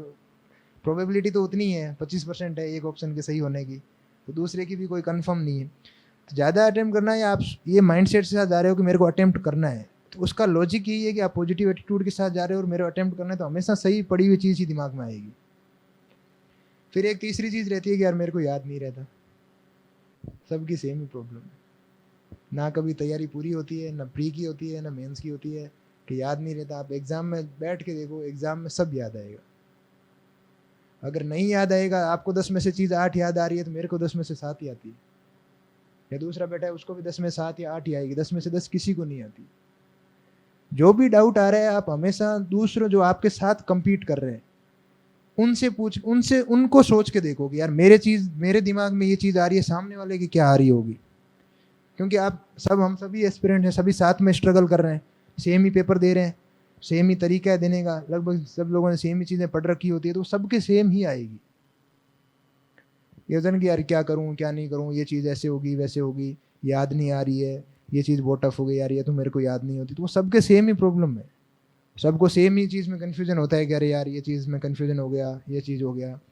अब पॉलिटी में चैप्टर है, पॉलिटी में प्रेसिडेंट का आ गया, सुप्रीम कोर्ट का आ गया, कोई आर्टिकल पूछ लिया, तो वो सबको वैसे ही याद रहते हैं। कोई रिट का पूछ लिया, अरे यार ये क्या रिट्स के क्या टाइप्स थे यार, मेरे को तो याद ही नहीं होती। वो सबके सेम ही प्रॉब्लम है। बस आप एक बार ये लगता है कि हमेशा ह्यूमन साइकोलॉजी होती है कि खुद को इन्फीरियर मान के चलते हैं कि यार मेरे साथ ऐसा हो रहा होगा, मेरे को याद नहीं हो रहा होगा, बाकियों को तो हो रहा होगा, इसको हो रहा होगा, सब सेम हो। जिसको ये पता है कि सब सेम है वो आपसे ऊपर है, जिसको नहीं पता है कि सब सेम है वो आप, अगर आप ये सोच रहे हो कि आपको लगता है कि बाकी सारे ऊपर है मैं नहीं हूँ, तो फिर प्रॉब्लम आप में है कि मेंटल लेवल पे बैटल है वो आप आ रहे हो। पढ़ाई उतनी कर रहे हैं, मेहनत उतनी कर रहे हैं, सब कुछ हो रहा है। और मेंटल लेवल पे बैटल का ये कि मेरे एक सीनियर हैं, ओबीसी के 9 अटेम्प्ट दिए, एक भी बार प्री नहीं रुका, बिना पढ़े दे लिया, एग्जाम से आके दे लिया, बीच में छुट्टियों में आके दे लिया। हमेशा क्या, पढ़ाई तो आपको 2-3 साल का जो फाउंडेशन स्ट्रॉन्ग वो तो करना ही है, उसके बाद में कि आप पेपर को अप्रोच कैसे करते हो, मेंटल लेवल पे कैसे ट्रीट करते हो और उस पेपर को टैकल कैसे करते हो। वो ना नर्वस हो रहा है, उसको पता है कितने क्या करना है, तो आप लोगों से ऑलरेडी आ गए, वो कंपटीशन में ऑलरेडी रेस में आ गए, क्योंकि उसको चीज़ें पता है क्या करना है क्या नहीं करना है। और ये चीज़ें सीखते कब है, जैसे मैंने सीखा तो पहली बार प्री नहीं हुआ, उसके बाद चीज़ें सीखी। मैं ये चाहता हूँ कि जो एक्सपीरियंस मेरा रहा ये रहा कि आप वो गलतियाँ ना करो, क्योंकि हर बंदे की गलतियां अलग होगी, लेकिन जो मैंने जो गलतियां की एटलीस्ट वो बता सकूँ कि ये गलतियां नहीं करनी है। और नहीं करने का तरीका क्या है कि ये तरीके हैं कि आप कैसे अप्रोच कर सकते हो, कैसे पर्टिकुलर सब्जेक्ट को ले सकते हो, कैसे कितने अटेम्प्ट करने हैं, कितने नहीं करने हैं, क्या करना है क्या नहीं करना है। अब पूछ रहे हैं कि अब पैर वाले आने लग गए, अलग समस्या है कि यार एक पैर पता है, 2 पैर पता है, नहीं हो रहा नहीं हो रहा, तो वो सबके लिए सेम ही है। किसी का नॉलेज बेस आपसे कोई तूफानी नहीं है, आपसे कोई ज़्यादा नहीं है, सबका सेम ही है। आप कैसे अप्रोच कर रहे हो, क्या तरीका अपना रहे हो, उसकी बात है। तो ये हो गई प्री की बात की कैसे क्या करना है। अब आते हैं मेंस पे, और मेंस में भी आते हैं कि बीच में 100 दिन में क्या क्या करना है। मेंस में सब लोगों को लगता होगा कि, किसको लगता है सिलेबस बहुत बड़ा है, सिर्फ जीएस की बात करते हैं, ऑप्शनल अपना अपना छोड़ दो, किस किस को लगता है सिलेबस बहुत बड़ा है? सबको लगता होगा, ऑलमोस्ट सबको लगता है। चलो फिर आज सिलेबस को छोटा कर देते हैं, आ ही गए हैं तो। छोटा करने का सिंपल सा तरीका है ऐसे और एथिक्स। मेरा एक फंडा होता था, वो फंडा चाहे आप लिखना चाहो फॉलो करना चाहो तो अपना लेना, ऐसे प्लस एथिक्स प्लस ऑप्शनल। जिस दिन आपके 500 प्लस नंबर आ गए उस दिन आप में आपका लिस्ट में नाम कोई नहीं रोक सकता। तीनों जीएस में क्या आए, इंटरव्यू में क्या आए, उससे डिपेंड करेगा कि आपकी रैंक कैसी आती है, आपको सर्विस क्या मिलती है। आप किसी भी टॉपर की किसी की भी मार्कशीट उठा के देख लेना, अगर ऐसे ethics plus optional 500 plus number हैं तो कोई नहीं रोक रहा आपको। एक ही फंडा है मेंस क्लियर करने का, इंटरव्यू कॉल लाने का, ऐसे एथिक्स प्लस ऑप्शनल 500 नंबर। आप ये गोल्डन रूल है, लिख लेना। फिर ये होता है ना कि अटेम्प्ट दें कि छोड़ें, तो उसका भी यही गोल्डन रूल है। अगर आपके इन चारों पेपर की तैयारी है तो आप अटेम्प्ट देना, वरना मत देना। अनटिल और अनलेस आपको ये नहीं पता, ये इस बात का श्योर नहीं होते हो कि मैं फाइनल सिलेक्शन ले सकता हूँ या ले सकती हूँ, तब तक अटेम्प्ट भले मत देना, क्योंकि इनके प्री होगा नहीं, प्री हो भी गया तो कोई फायदा नहीं है। तो मेंस का गोल्डन रूल ये ऐसे ethics plus optional 500 number, 500 plus. जितने 5 मेरे 2022 में थे, इंटरव्यू कॉल था, फाइनलिस्ट में नहीं हुआ क्योंकि ऐसे एथिक्स प्लस ऑप्शनल में 284 थे, 484 थे, नहीं हुआ। इस बार ऐसे एथिक्स ऑप्शनल में 520 है, तो हो भी गया, अच्छे से भी हो गया। इस बार इंटरव्यू में 15 नंबर कम भी होते तो लिस्ट में आना श्योर था। तो गोल्डन रूल एक ही, ऐसे ethics plus optional 500 number minimum. और उसके लिए अब क्या करना है, सारे अप्रोच उल्टा होता है। मैं जीएस की बात में करूंगा कि जीएस में क्या करना है क्या नहीं करना, क्योंकि इतनी डायनेमिक चीज़ें हैं, अलग से हर एक चीज़ को टैकल करेंगे। और उसमें करने में ये है कि अब सपोज करो ऐसे, सीधी बात ऐसे करते हैं, क्योंकि सबसे नेगलेक्टेड पार्ट यही है कि ऐसे का क्या करना है, कर लेंगे। और ऐसे का करने का ये है कि आप मान के चलो, ऐसे का एक ही अप्रोच है, एक सिंपल लाइन है, मैं बोलता हूँ, या सिंपल लाइन जो मैं फॉलो करता हूँ, your first essay will be your worst essay, but it is important to write that essay. ये लाइन आप ऐसे की नोटबुक पे फ्रंट पेज पे लिख लेना, your first essay will be your worst essay, but it is important to write that essay. आप पहले जितने ऐसे लिखोगे, जितने निबंध लिखोगे, आपके सबसे गंदे होंगे। या तो आप यूपीएससी के मेन पेपर में गंदे कराओ, या चाहे पहले गंदे कर लो, गंदे तो लिखने ही पड़ेंगे। और ऐसे का एक ही सॉल्यूशन है, लिखो। और दूसरा है टॉपर्स की कॉपीज में विजन की वेबसाइट पे डाल रखी होगी बहुत सारी सर। तो एक ही कोई गाइडेंस नहीं है, कुछ नहीं है, आप कहाँ से पढ़ रहे हो, आपकी नॉलेज बेस अलग है, सब कुछ अलग है। ऐसे के एक ही सॉल्यूशन, लिखना पड़ेगा और टॉपर्स की कॉपीज। क्योंकि फिलोसॉफिकल डायनेमिक ऐसी ऐसी चीज़ें पूछ रहे हैं, जब तक आप नहीं लिखोगे, नहीं करोगे, तब तक कोई इलाज नहीं। अब ऐसे क्या करना है, ऐसे का एक दिन फिर कर लेंगे पूरी, ऐसे के सिर्फ ऐसे स्पेसिफिक क्लास रख लेंगे। लेकिन करना क्या है, ऐसे का एक ही सॉल्यूशन है, लिखो। पहली बात तो लिखना पड़ेगा। आप पिछले 3 या 4 सालों के टॉपिक उठा लेना। किसी ने अगर ऐसे नहीं लिखा है, अगर वो 1 पेज से ज़्यादा लिख के बता दे, तो आप मेरे कह देना कि सर मैंने 1 पेज से ज़्यादा लिख लिया। क्यों, समझ ही नहीं आता। 2 लाइन लिखोगे, 4 लिखोगे, 6 लिखोगे, थोड़ा बहुत उस लाइन के आगे पीछे भागोगे, फिर ख़त्म। अब 10 से 12 पेज भरने एग्ज़ाम में। और ऐसे में कभी टाइम की कमी नहीं होती। एक ऐसे पेपर की खास बात यह है कि सबसे अच्छा लिख सकते हो, टाइम बहुत रहता है, सोच सकते हो, प्लान कर सकते हो। आप आधा घंटा सोच, लिखने में क्या है, 8 से 10 पन्ने लिखने में क्या, 40-45 मिनट, 1 घंटा मान लो, फिर भी आप आधा घंटा सोच सकते हो। तो ऐसे का यही है, यही फंडा है ऐसे का, आपको लिखना ही पड़ेगा। बाकी कोई चीज़ आप हो सकते हो थोड़ा बहुत लिख के, नहीं चलो 19-21 कर लो, पर ऐसे का फंडा ये है कि आपको लिखना ही पड़ेगा। अब बात हो गई ऐसे की, अब बात कर लेते हैं एथिक्स की, GS4 की। GS4 का ये 2 चीज़ों की स्पेसिफिक, मैं पहले ये बात ये कर रहा हूँ कि ये दोनों चीज़ें ऐसी होती हैं जिनको सबसे हम साइड में छोड़ के चलते। जैसे CSET की बात की थी, वैसे ही सेम ये GS के पीछे आप GS की क्लासेस भी चलेगी, GS की हर चीज़ करेंगे, GS की टेस्ट सीरीज भी करेंगे, GS न्यूज़पेपर में पढ़ रहे हैं, हर जगह GS पढ़ रहे हैं। पर नंबर आप किसी भी मार्कशीट में उठा लेना, किसी भी टॉपर्स की उठा लेना, ऐसे और एथिक्स के नंबर देख लेना, 120, 125, 115, 110, मतलब 100+ दोनों में श्योर जा ही रहे होते हैं। और ये दोनों सब्जेक्ट, दोनों पेपर ऐसे हैं जिसमें सबसे कम मेहनत लगती है। मिनिमम एफर्ट, मैक्सिमम रिवॉर्ड, ये दोनों पेपर ऐसे हैं। और इन दोनों पेपर में क्या होता है कि सबको ये लगता है कि यार लास्ट में कर लेंगे, बाद में कर लेंगे। तो एक और दूसरा तरीका है, जब आप जिस साल प्री दे रहे हो, जिस साल अटेम्प्ट ले रहे हो, आप ये कर लेना कि 5 ऐसे के पेपर और 5 एथिक्स के पेपर, टेस्ट सीरीज के, प्रीवियस ईयर के, कहीं से उठा के 5-5 पेपर आप पहले लिख लेना। जब तक जनवरी, फरवरी या मार्च तक, जब जिस साल प्री दे रहे हो, अगर आपने 5-5 पेपर लिख लिए तो फिर आपका काम पक्का है। फिर वो 90 और 100 दिन में बढ़िया हो जाएगा, सब काम हो जाएगा। अब बात करते हैं कि एथिक्स में सबसे छोटा सिलेबस, सबसे कम सिलेबस और सबसे ज़्यादा नंबर। आपको इधर उधर भागना ही नहीं है। अब आप GS3 का पेपर उठाओ, GS3 का सिलेबस उठाओ, कितनी चीज़ें पढ़ोगे आप उसमें? इको पढ़ रहे हो, एग्रीकल्चर पढ़ रहे हो, इंटरनेट सिक्योरिटी पढ़ रहे हो, साइंस एंड टेक पढ़ रहे हो, ये पढ़ रहे हो, 1000 तरह की चीज़ें। आप 2 महीने पढ़ोगे, तैयार नहीं होगा। लेकिन ये है कि उसके चक्कर में आप 15 दिन, 10 दिन एथिक्स को दे दो, GS4 के पेपर को दो, आपके नंबर देखो कैसे नहीं बढ़ते, कैसे नंबर नहीं आते। तो GS4 के पेपर का यही है। अब केस स्टडीज क्या है, आपको आना चाहिए, सोल्व करनी आनी चाहिए, उसमें पढ़ने की भी जरूरत नहीं है। उसके लिए भी एक ही सॉल्यूशन है, टॉपर्स की कॉपीज। एक बार आप बेसिक कोर्स कर लीजिए, क्लास कर लीजिए, नोट्स ले लीजिए, जहाँ आपका मन करे, जहाँ से आपको टीचर अच्छा लगे, जहाँ आपको गाइडेंस अच्छी मिले, उसके बाद में टॉपर्स की कॉपीज। और एथिक्स का स्पेसिफिक होता है ना कि यार कितने एग्जाम्पल तैयार करें, कितनी केस स्टडीज तैयार करें, तो उसका भी एक सिंपल सा फंडा है। आप 20 एग्जाम्पल तैयार कर लीजिए, 25 कर लीजिए मैक्स, क्योंकि आपको 10 क्वेश्चन अटेम्प्ट करने हैं। एक क्वेश्चन में 2-3 से ज़्यादा लिखोगे नहीं, फिर 2 एग्जाम्पल 3 एग्जाम्पल मैक्स ज़रूरत रहेगी।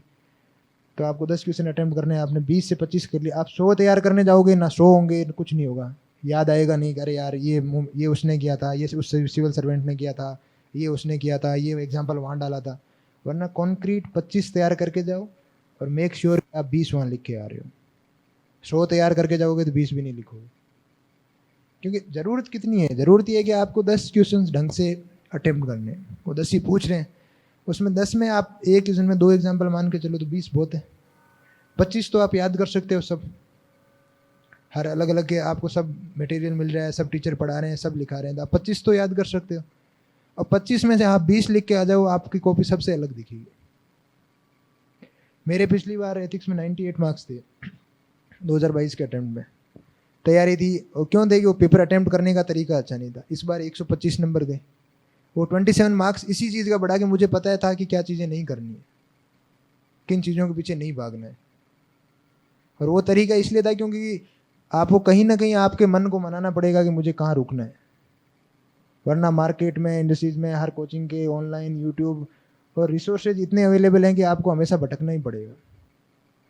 कहीं ना कहीं आपको आपका मन मनाना पड़ेगा कि ये चीज़ें हैं और ये चीज़ें मेरे लिए सफिशिएंट है, और मैंने जैसे की है तो उस चीज़ का मैं ये भरोसा दे रहा हूँ कि ये चीज़ें सफिशिएंट है। आप 100 चीज़ें करने जाओगे, आपसे वो भी नहीं होगी ना, कुछ समझ आएगा। इससे चाहे आप 25 चीज़ें करो, 25 में से 20 लिख के आओ, 20 लिख के आओगे तो आपके नंबर आएंगे। और 20-25 चीज़ें छांट लो। वही टॉपर्स की कॉपीज में सब जगह सेम ही एग्जाम्पल, सेम ही चीज़ें दिखती है, पर दिखने का मतलब ये है कि जो चीज़ें उनको पता है वो लिख के आ रहे हैं, कि जो चीज़ें आपको 20 पता है वो आपको लिख के आनी है। एथिक्स का सिंपल सा फंडा है, केस स्टडीज के लिए टॉपर्स की कॉपीज उठाते रहो, देखते रहो, टीचर से एक बार सॉल्व करना सीख जाओ, क्या अप्रोच रखना है, कैसे लिखनी है, ऐसे और एथिक्स खत्म। ऑप्शनल सबको सबका पता होता है, अपनी अपनी तैयारी होती है। ये 4 पेपर का फंडा है, चारों पेपर तैयार कर लो, 500 प्लस नंबर आएंगे, उस दिन लिस्ट में नाम अपने आप ही आ जाएगा, क्योंकि ज़्यादा कुछ लाने नहीं है। अब बात करते हैं कि अलग अलग से कि जीएस के अलग अलग के लिए क्या करना है। जीएस1 में स्कोर करना है और अच्छा स्कोर करना है तो सबसे ज़रूरी है ज्योग्राफी, वो आनी चाहिए। आजकल 8 से 10 क्वेश्चन आते हैं, सबसे इजी आते हैं, उसमें आप मैप बना सकते हो, उसमें आप डेटा लिख सकते हो, उसमें आप एग्जाम्पल ऐड कर सकते हो। ज्योग्राफी अगर वीक है, अगर अच्छी नहीं है, तो जीएस1 में नंबर नहीं आएंगे, क्योंकि आर्ट एंड कल्चर, हिस्ट्री जिनका सब्जेक्ट नहीं होता वो इतनी चीज़ें डायनेमिक पूछते हैं कि कंट्रोल में नहीं रहती। तो सबसे प्रिडिक्टेबल, सबसे इजी और सबसे अच्छा जीएस1 में स्कोर करने का तरीका है ज्योग्राफी। प्री में भी उतना ही फ़ायदा देगा, जो मैं स्टैटिक की बात कर रहा था, तो वो उतना ही फ़ायदा मेंस में देगा। 10 क्वेश्चन, 8 से 10 क्वेश्चन आते हैं, अगर आपके वो अच्छे हैं, वो आप अच्छे से अटेम्प्ट करके आ रहे हो, तो आपके 90-100 मार्क्स जीएस1 में आने ही आने हैं। उसके बाद में उल्टा लेके चलो, उसके बाद में सोसाइटी, 4 से 5 क्वेश्चन आप सारे previous year question topic wise उठा के देख रहे हो, ईजी से ईजी क्वेश्चन। सोसाइटी वाला पार्ट तैयार कर लीजिए, सोसाइटी और ज्योग्राफी तैयार हो गई तो वो आपके ये है कि 90 से 100 नंबर आपके पक्के हैं। उसके बाद में हिस्ट्री और आर्ट एंड कल्चर, वो लंबे वाला पोर्शन उठाओ, और उसमें भी जिसमें आपको पता है कि सोशल रिफॉर्म मूवमेंट पे आना है, नेशनल फ्रीडम स्ट्रगल पे आना है, वो चीज़ें और अच्छे से तैयार करो, जो चीज़ें, जो थीम्स रिपीट हो रही है। इतनी चीज़ें जीएस1 में, और क्या करना है, इतनी चीज़ें तो आप कर सकते हो। क्या 5 पेपर हो गए, 5 पेपर होते हैं, अपना 1250 नंबर हो गए। अब बचे GS1, GS2 और GS3। बात कर लेते हैं GS2 की। GS2 में भी अपने जो गवर्नेंस वाला पार्ट है, गवर्नेंस वाले पार्ट में आपको पता है कि 3-4 चीज़ें, पॉवर्टी पे पूछना है, हेल्थ पे पूछना है, जो प्रिडिक्टेबल लाइंस है, अपने को पता है कि ये चीज़ें पूछनी है, उन चीज़ का आप डेटा तैयार कर लो, उन चीज़ का एग्जाम्पल तैयार कर लो। 5 क्वेश्चन तैयार, जो फिक्स है, आपको सेल्फ हेल्प ग्रुप पे पूछना ही है, वीमेन पे पूछना ही है, ये 5 चीज़ें आपकी तैयार है। सुप्रीम कोर्ट पे पूछना ही है, प्रेसिडेंशियल सिस्टम पे या प्रेसिडेंट पे पूछना ही है, 7 से 8 क्वेश्चन तैयार। ये 10 चीज़ें आप इतनी अच्छे से तैयार कर लो। बाकी जो डायनेमिक आई आर में क्या करना है, आप मेंस 365 उठाओ पिछले 2 साल की, एक जो जिस साल दे रहे हो वो और एक उससे पहले साल वाली, वो आप आई के लिए करके चले जाओ, मोर देन सफिशिएंट। आप आई के लिए कोई 500 पेज की किताब उठाओगे, आई क्या है, पूरा करंट है, रेलेवेंट चीज़ें ही लिखनी है। रेलेवेंट चीज़ें या तो इस साल की है वो इस साल के मेंस 365 में है, पिछले साल की है वो पिछले साल के में, 2 साल के 200 पेज पढ़ने, 200 पेज में आई खत्म है। आई के लिए और कुछ करने की जरूरत ही नहीं है बस, क्यों आई का मतलब ही पूरा करंट है, पूरा डायनेमिक। आप न्यूज़पेपर पढ़ रहे हो, आप फॉलो कर रहे हो, मेंस 365 2 साल की कर लो, 200 पेज में 4 क्वेश्चन 50 55 60 नंबर, 60 नंबर में ढंग से अटेम्प्ट करके आओ, 30 से 35 नंबर मिलने ही है, आई खत्म। बस आप ऐसे 12 से 13 क्वेश्चन प्रिडिक्ट हो गए। फिर बचे पोर्शन में क्या है कि क्या करना है, एनजीओज पे आपको पता है, एनजीओ पे क्वेश्चन आना ही है, सेल्फ हेल्प ग्रुप पे एक आना ही है, विमेन पे आना ही है, पॉवर्टी पे आना ही है, हेल्थ पे आना ही है, आई पे 3-4 चीज़ें, इंडिया चाइना यूएसए पे आना ही है, फिक्स थीम है, साउथ ईस्ट एशिया पे आना ही है, पता ही है इंडिया के नेबरहुड पे 1 या 2 सवाल आने ही है। तो ये तो आपको एकदम गिवन है। मेंस का तो एकदम उंगलियों पे लिखा हुआ है कि आप 4 चीज़ें पढ़ लो और आपको पता है वही 4 चीज़ें आनी है। 12 से 13-14 क्वेश्चन आपके हो गए, पीछे बचे 5 से 6 क्वेश्चन। 5 से 6 क्वेश्चन में आपने पूरा फाउंडेशन कर रखा है, आपका स्ट्रॉन्ग बेस है, जैसा पूछा जाए उसके हिसाब से लिखो। GS2 हो गया। अब बात है GS3 की। GS3 में नंबर वैसे ही नहीं आते, GS3 में नंबर वैसे ही नहीं आते, ना तो चेक करने वाले देते हैं ना हमारे आए हैं। लेकिन GS3 का भी एक अप्रोच है। पिछली बार मेरे GS3 में मेरे 68 मार्क्स थे, इंटरव्यू कॉल था बट GS3 में 68 मार्क्स थे, अब वो एवरेज थे क्योंकि बाकियों के दिन का नहीं वो गोल, इस बार 88 थे। तो डिफरेंस ये है कि अब GS3 में करना क्या है, GS3 में आप इंटरनल सिक्योरिटी उठाइए, 3 से 4 क्वेश्चन हर साल वही पूछते हैं, थोड़ा बहुत 19-21 कर देंगे, ऊपर नीचे थोड़ा सा घुमा देंगे। इंटरनल सिक्योरिटी आप तैयार कर लो, फिक्स है, वही चीज़ पूछी जानी है। साइंस एंड टेक इसमें तो एक आपको पता है कि स्पेस पे एक क्वेश्चन पूछना ही है जो करंट में है, कोई मिशन लॉन्च किया है या इंडिया ने कुछ किया है तो स्पेस का आपको पता है एक क्वेश्चन पूछना ही है, तो वो तैयार कर लो, फिक्स हो। इंटरनल सिक्योरिटी के 4 क्वेश्चन, एक क्वेश्चन स्पेस का, 2 क्वेश्चन आपको पता है बजट और इकोनॉमिक सर्वे, वो वैसे ही आप प्री में पढ़ोगे, तो 2 क्वेश्चन आपको बजट या इकोनॉमिक सर्वे से पूछना ही है। बाकी इकोनॉमिक्स इतनी पढ़ते हैं, स्टैटिक पार्ट से मेंस में पूछ ही नहीं रहे। GS3 का मतलब ही डायनेमिक है पूरा। GS3 में आप कितना इकोनॉमिक्स बेसिक पढ़ के चले जाओ, वो नहीं पूछ रहे, वो सारा प्री में काम आएगा। मेंस में 1 या 2 क्वेश्चन पूछेंगे बजट या इकोनॉमिक सर्वे से, और वो आपको वैसे ही तैयार करना है, तो वो चीज़ तैयार हो गई। एग्रीकल्चर पे 2 या 3 क्वेश्चन आने ही है, 10 से 12 क्वेश्चन तैयार, बस इतने ही तैयार करने। फिक्स थीम है मेंस का, सबसे बड़ा फंडा ये है कि फिक्स थीम है, आपको उन्हीं थीम पे उन्हीं पे चीज़ें तैयार करनी। आपको पता है एग्रीकल्चर पे 2 या 3 क्वेश्चन पूछने ही पूछने, वो आपको सब पता है। फिर न्यूज़पेपर में क्या चल रहा होता है कि जैसे कि हाँ कैपिटल एक्सपेंडिचर पे बात चल रही है, इंफ्रास्ट्रक्चर पे बात चल रही है, गवर्नमेंट पुश कर रही है, तो वो चीज़ें आपको पता है आनी है। सोलर एनर्जी पे कोई क्वेश्चन आ रहा है तो आप सबको पता है सोलर पे विंड एनर्जी पे रिन्यूएबल एनर्जी पे पूछना ही पूछना है, तो उसका आप डेटा पहले से याद रखो, उसका मैप पहले से तैयार रखो, गवर्नमेंट की स्कीम्स याद रखो। एक क्वेश्चन 15 नंबर का सोल्व, 15 में 7 या 8, 6 7 8 मिलना ही है।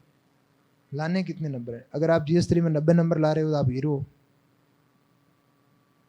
90 नंबर, अगर आप 90 नंबर ला रहे हो तो आप हीरो हो, आप सबसे आगे हो 90 नंबर में। 90 नंबर लाने का मतलब है कि आप 10 से 12 क्वेश्चन अगर अच्छे से तैयार करके जा रहे हो।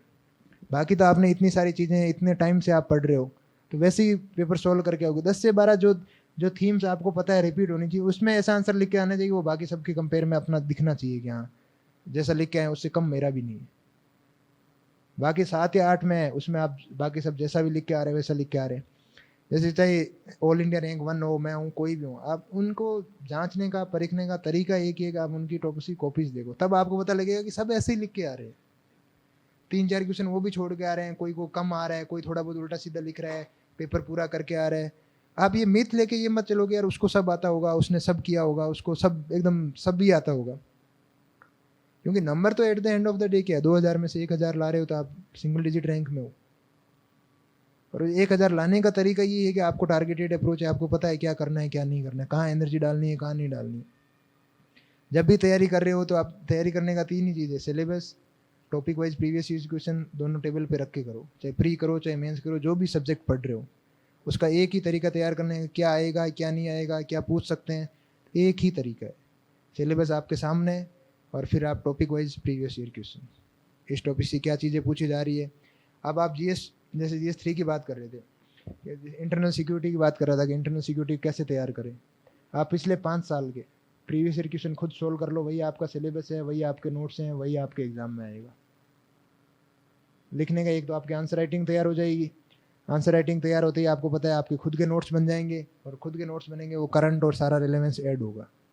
तो वही आपका इंटरनल सिक्योरिटी का सिलेबस है, जो पिछले 5 सालों में पूछी है वही आपका सिलेबस है। साइंस एंड टेक का आप पिछले 5 सालों में टॉपिक वाइज उठाइए, हर साल 1 या 2 करंट का सवाल, करंट की क्वेश्चन आते हैं, पूछते हैं। तो आप देख लो इस साल न्यूज़ में क्या चल रहा है, मेंस 365 उठाओ, उसमें 2 या 3 टॉपिक आपको ऐसे दिखेंगे कि आपको दिल भी कहेगा कि हाँ यही आएगा, और ऑलमोस्ट वही आता है। अगर नहीं आता है तो फिर किसी को नहीं आता। GS3 में 1 या 2 क्वेश्चन ऐसे होते हैं हर साल जो किसी को नहीं आ रहे होते।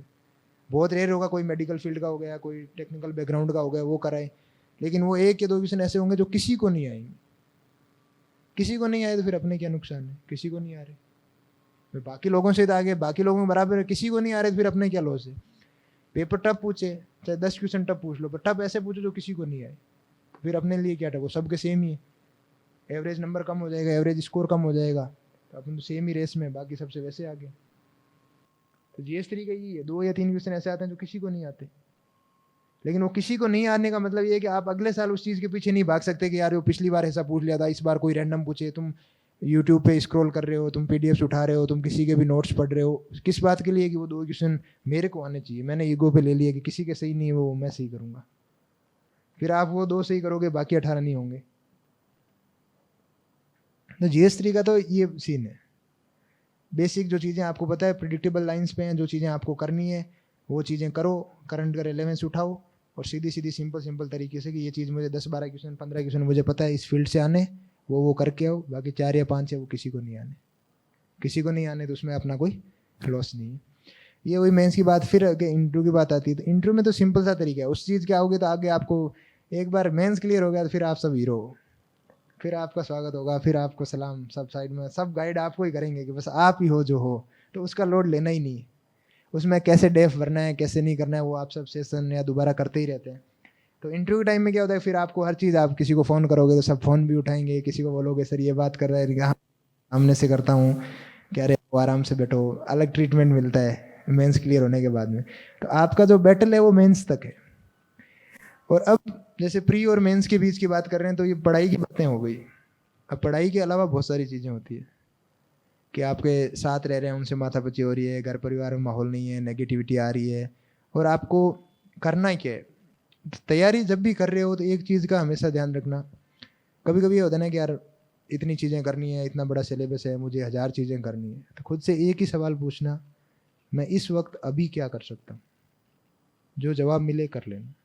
आपको अगर ये लगे कि मैं पूरे दिन अभी कि यार मेरे को बहुत सारा पढ़ना है, तो बहुत सारा पढ़ने का मतलब है आज तो पढ़ लो 2 घंटे, आज तो यही कर सकते हो, तो वो आज करोगे तो कल का कल देख लेना, परसों को परसों देख लेना।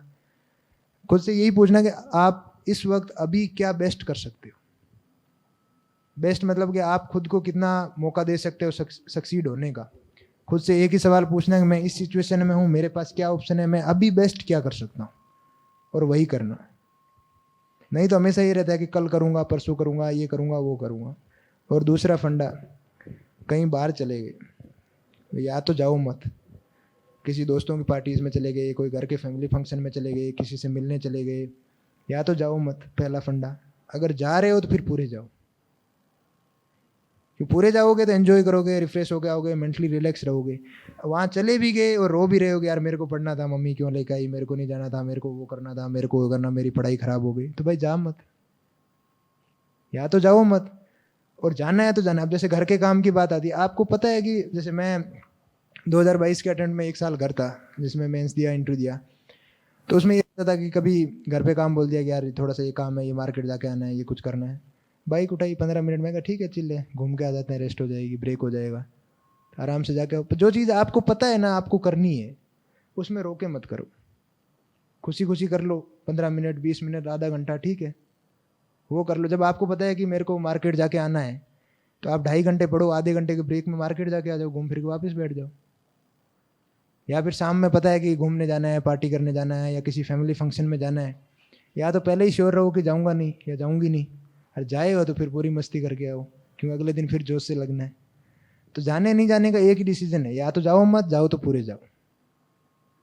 करने का अपने सिंपल फंडा रखना कि या तो जाओ मत, जाओ तो पूरे जाओ। क्योंकि हमेशा होता है क्या है कि जाने का, पूरे जाने का ये होता है कि मैं दिल्ली से घर आता था तो घर आगे, तो शुरू शुरू में था कॉलेज 3rd ईयर तक की बात है, 3rd ईयर में ऐसे घर आता था तो 2-4 किताबें उठा लाता था मन बहलाने के लिए कि यार क्या पता घर पे पढ़ लूंगा। घर पे नहीं होती पढ़ाई भाई, क्योंकि दिल्ली रह के पढ़ता था। घर पे आने का मतलब है कि आप मेंटली रिलैक्स होने आए हो, दोस्तों से मिलने आए हो, घर परिवार में बैठने आए हो। तो फिर 1-2 बार लाया, फिर लानी छोड़ दी, क्योंकि पता है नहीं होनी, क्यों फालतू का झूठ बोलना खुद से। तो यही सेम तरीका है कि आप तो जाओ मत, जाओ तो फिर पूरे जाओ। और थर्ड, सबको सबका अपना अपना पता होता है। कभी कोई चीज़ लगे कि मैं सही कर रहा हूँ गलत कर रहा हूँ, दिल पे हाथ रख के पूछ लेना, जवाब अपने आप मिल जाएगा, वही आपका सच्चा जवाब है। सबसे झूठ बोल सकते हो, मेरे से बोल सकते हो, सर से बोल सकते हो, किसी से बोल सकते हो। वो तो रिजल्ट आए तो रिजल्ट आने का मतलब ये है कि जैसे सपोज करो मैं 2021 में प्री फेल हुआ, लेकिन मेरे को पता था कि मैं सही डायरेक्शन में हूँ। क्यों हुआ फेल, क्या हुआ, वो चीज़ें थी मेरे को एनालाइज करनी थी, पर मेरे को कभी ये गिल्ट नहीं हुआ कि यार मैंने तैयारी नहीं की और मैं उस वजह से फेल हुआ। और ना ही कोई उस चीज़ की डिसअपॉइंटमेंट थी कि फिर अगला अटेम्प्ट में फिर लगना है। तो सबको अपना अपना पता होता है, आपको अपना पता है कि क्या सही है क्या गलत है, मैं कर रही हूँ कि नहीं कर रही हूँ। आप 1 महीना टाइम वेस्ट करो और फिर कहोगे अरे यार मेरे तो 2 दिन तबीयत खराब हो गई थी, 2 दिन घर वालों ने ऐसा बोल दिया, 2 दिन मम्मी से लड़ाई हो गई, 2 दिन पापा से बात नहीं हुई, इसने ऐसा बोल दिया। लेकिन eight the end of the day आपको पता है क्या हुआ क्या नहीं हुआ। तो उस चीज़ से खुद से झूठ बोलोगे तो फिर प्रॉब्लम है। इस चीज़ का ही ध्यान रखना है कि खुद से झूठ नहीं बोलना है। कोई भी आपको गाइडेंस देगा, कोई भी काम करने को बोलेगा, कोई भी टीचर बताएगा, अगर आप अच्छे से कर रहे हो तो रिवॉर्ड दिखेगा, नहीं दिख रहे तो टीचर का हमारा तो क्या है, आज बोला है कल लेंगे, हमारा तो हो रखा है, मर्जी आपकी है। तो वो चीज़ें खुद का पता होता है। आपको अब जिस स्टेज पे हो, जिस चीज़ की तैयारी कर रहे हो, ना तो आपको कोई मोटिवेट कर सकता है ना आप वो बता सकते हैं, आपके खुद के अंदर की मोटिवेशन है। हमारी रिस्पॉन्सिबिलिटी है कि 4 चीज़ें जो हमारे साथ हुई है, जो हमने देखा है, जो परखा है, वो चीज़ें आपके साथ आके शेयर कर सकते हैं कि जो गलतियाँ हमने की है वो आपको नहीं करनी है, या जो 2 चीज़ें अच्छी हमने की है वो आपको करनी है। और यही काम कोचिंग का, यही काम गाइडेंस का, यही यहाँ बैठने का मतलब ही यही है कि क्या करना है क्या नहीं करना आपको बता सकते हैं, बाकी करना तो आप सबको आपको ही है। बस उन्हीं चीज़ों का ध्यान रखना है। बाकी स्पेसिफिक सब्जेक्ट वाइज आप किसी को डाउट हो, आप सब हो, आप मैं यही हूँ, कहीं नहीं जा रहा, आराम से खड़े होइए, सब अपने अपनी बात पूछिए, जैसा मुझे लगेगा, जैसा मैंने किया है वो मैं अपना एक्सपीरियंस शेयर करता रहूँगा। Thank you so much.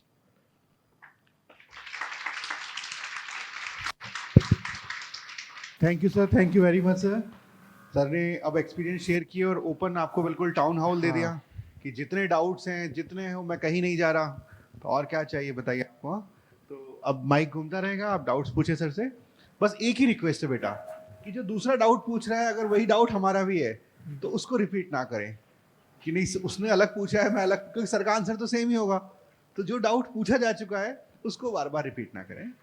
Sir history optional के बारे में कुछ, मेरा ऑप्शनल हिस्ट्री लेने का सोच रही हूँ। हिस्ट्री ऑप्शनल के प्रोज एंड कॉन्स की बात कर लेते हैं कि क्या प्रोज है क्या कॉन्स है। मेरा तो बीए और एमए दोनों हिस्ट्री में रहा है, और पिछली बार मेरे 260 मार्क्स थे, इस बार 285 मार्क्स हैं। अब प्रोज की बात करें तो आपको प्री में एडवांटेज है, क्योंकि बाकी चीज़ें जो लोग छोड़ के जा रहे हैं वो आपकी सही। पिछली बार 2023 के प्री की स्पेसिफिक बात करें तो पिछली बार आप देख लेना, जिसका हिस्ट्री ऑप्शनल था या जो हिस्ट्री अच्छे से पढ़ के गया उसका प्री बहुत आसानी से निकला। निकलने का मतलब ये था कि हिस्ट्री से 13 से 14 क्वेश्चन पूछे गए थे और एकदम ईजी थे, मेरे 11 या 12 सही होंगे उसमें से। तो हिस्ट्री का एडवांटेज ये है कि आपको प्री में बेनिफिट है, क्यों आर्ट आर्किटेक्चर एंशिएंट मिडिवल मिला के 18-20 क्वेश्चन आते हैं, तो आप 12-13 क्वेश्चन आराम से सही कर सकते हो। दूसरा GS1 में हल्का एडवांटेज है। लेकिन इसके कॉन्स की बात करें तो कॉन्स में ये है कि आपको सिलेबस इतना लंबा है ना कि आपको प्री और मेंस के बीच में मैनेज करना बहुत टफ हो जाता है। अगर आप पहले से कंसोलिडेट करके पहले से चीज़ें शॉर्ट एंड स्वीट नहीं रख रहे हो तो फिर आपको प्रॉब्लम आएगी वो चीज़ टैकल करने में। तो हिस्ट्री का ये है कि आप अब हिस्ट्री स्पेसिफिक अगर 3 चीज़ें हिस्ट्री ऑप्शनल के लिए करनी हो तो पहली तो आपकी हिस्टोरियोग्राफी स्ट्रॉन्ग होनी चाहिए। हिस्टोरियन ने क्या कहा है उसके बिना नंबर नहीं आएंगे। अगर आपको हिस्ट्री ऑप्शनल के पेपर 1 में नंबर लाने हैं तो आपकी हिस्टोरियोग्राफी स्ट्रॉन्ग होनी पड़ेगी, और हिस्टोरियोग्राफी के लिए आपका बेस अच्छा होना चाहिए। अगर आपने उस सब्जेक्ट में ग्रेजुएशन पोस्ट ग्रेजुएशन कुछ किया है तो और अच्छी बात है, वरना आप और उस पर मेहनत कर सकते हो। तो पहला ध्यान रखना है हिस्टोरियोग्राफी पे। और दूसरा ध्यान रखना है कि आप पहले से मेंटली प्रिपेयर होके जाओ कि किस सेक्शन से कितने अटेम्प्ट करने हैं। अगर आपकी एंशियंट वीक है तो आप मिडिवल में 3 अटेम्प्ट कीजिए, अगर आपकी मॉडर्न वीक है तो वर्ल्ड हिस्ट्री से 3 अटेम्प्ट कीजिए। वो पहले से आप माइंडसेट बना के जाइए। और जिस सेक्शन से, ये हर ऑप्शनल के लिए एक ही बात है, जिस सेक्शन से आप सोच के जा रहे हो कि मेरे को 3 अटेम्प्ट करने हैं, उस पर टाइम भी थोड़ा ज़्यादा दीजिए।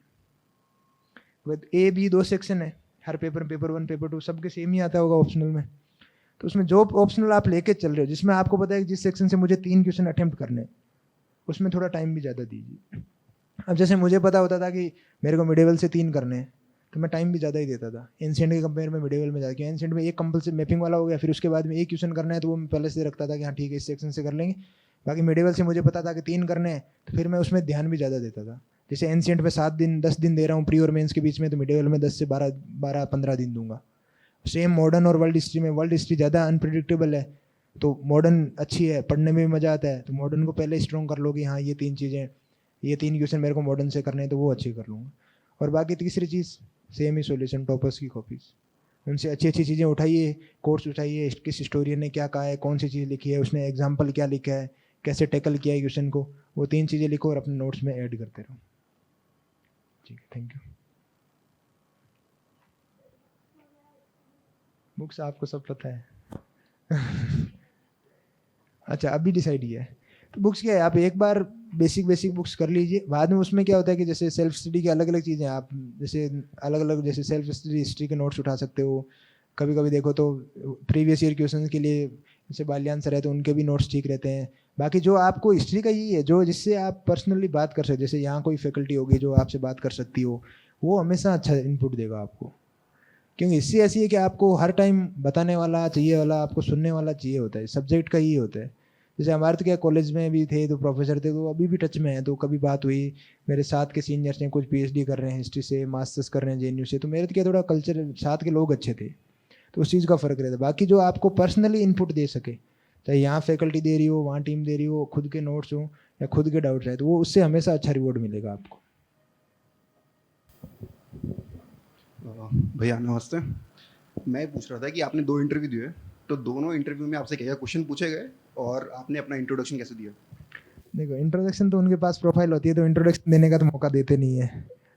मतलब बहुत ऐसे होता है कि इंट्रोडक्शन का ये होता है कूल काम, कभी उनको लगे कि ज़्यादा नर्वस हो रहा है तो ऐसे बिठा देते हैं कि ठीक है, अच्छा यहाँ से हो, बीकानेर से हो, अच्छा नोखा से हो, ठीक है यहाँ से पढ़ाई हुई, 2 मिनट ऐसे हल्की फुल्की बात। बाकी ऐसे फॉर्मल इंट्रो का नहीं ऐसे देते, ऐसे कहते ही नहीं है कि इंट्रोड्यूस योर सेल्फ या कुछ नहीं होता। उनको पता है कि डेफ उनके सामने पड़ा है, सारी चीज़ें उनको पता है, तो वो फॉर्मेलिटी वो करते ही नहीं है।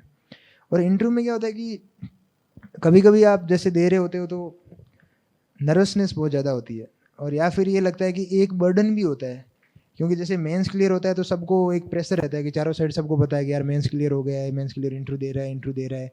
और फिर जब एक बार ये दिमाग में आ गई ना कि अरे यार दे रहा हूँ, नहीं हुआ तो क्या होगा, तो उस टाइम फिर प्रॉब्लम शुरू होना स्टार्ट है। वो आनी लाजमी है, वो आ भी जाती है, तो उसको आप कितने अच्छे तरीके से टैकल करते हो।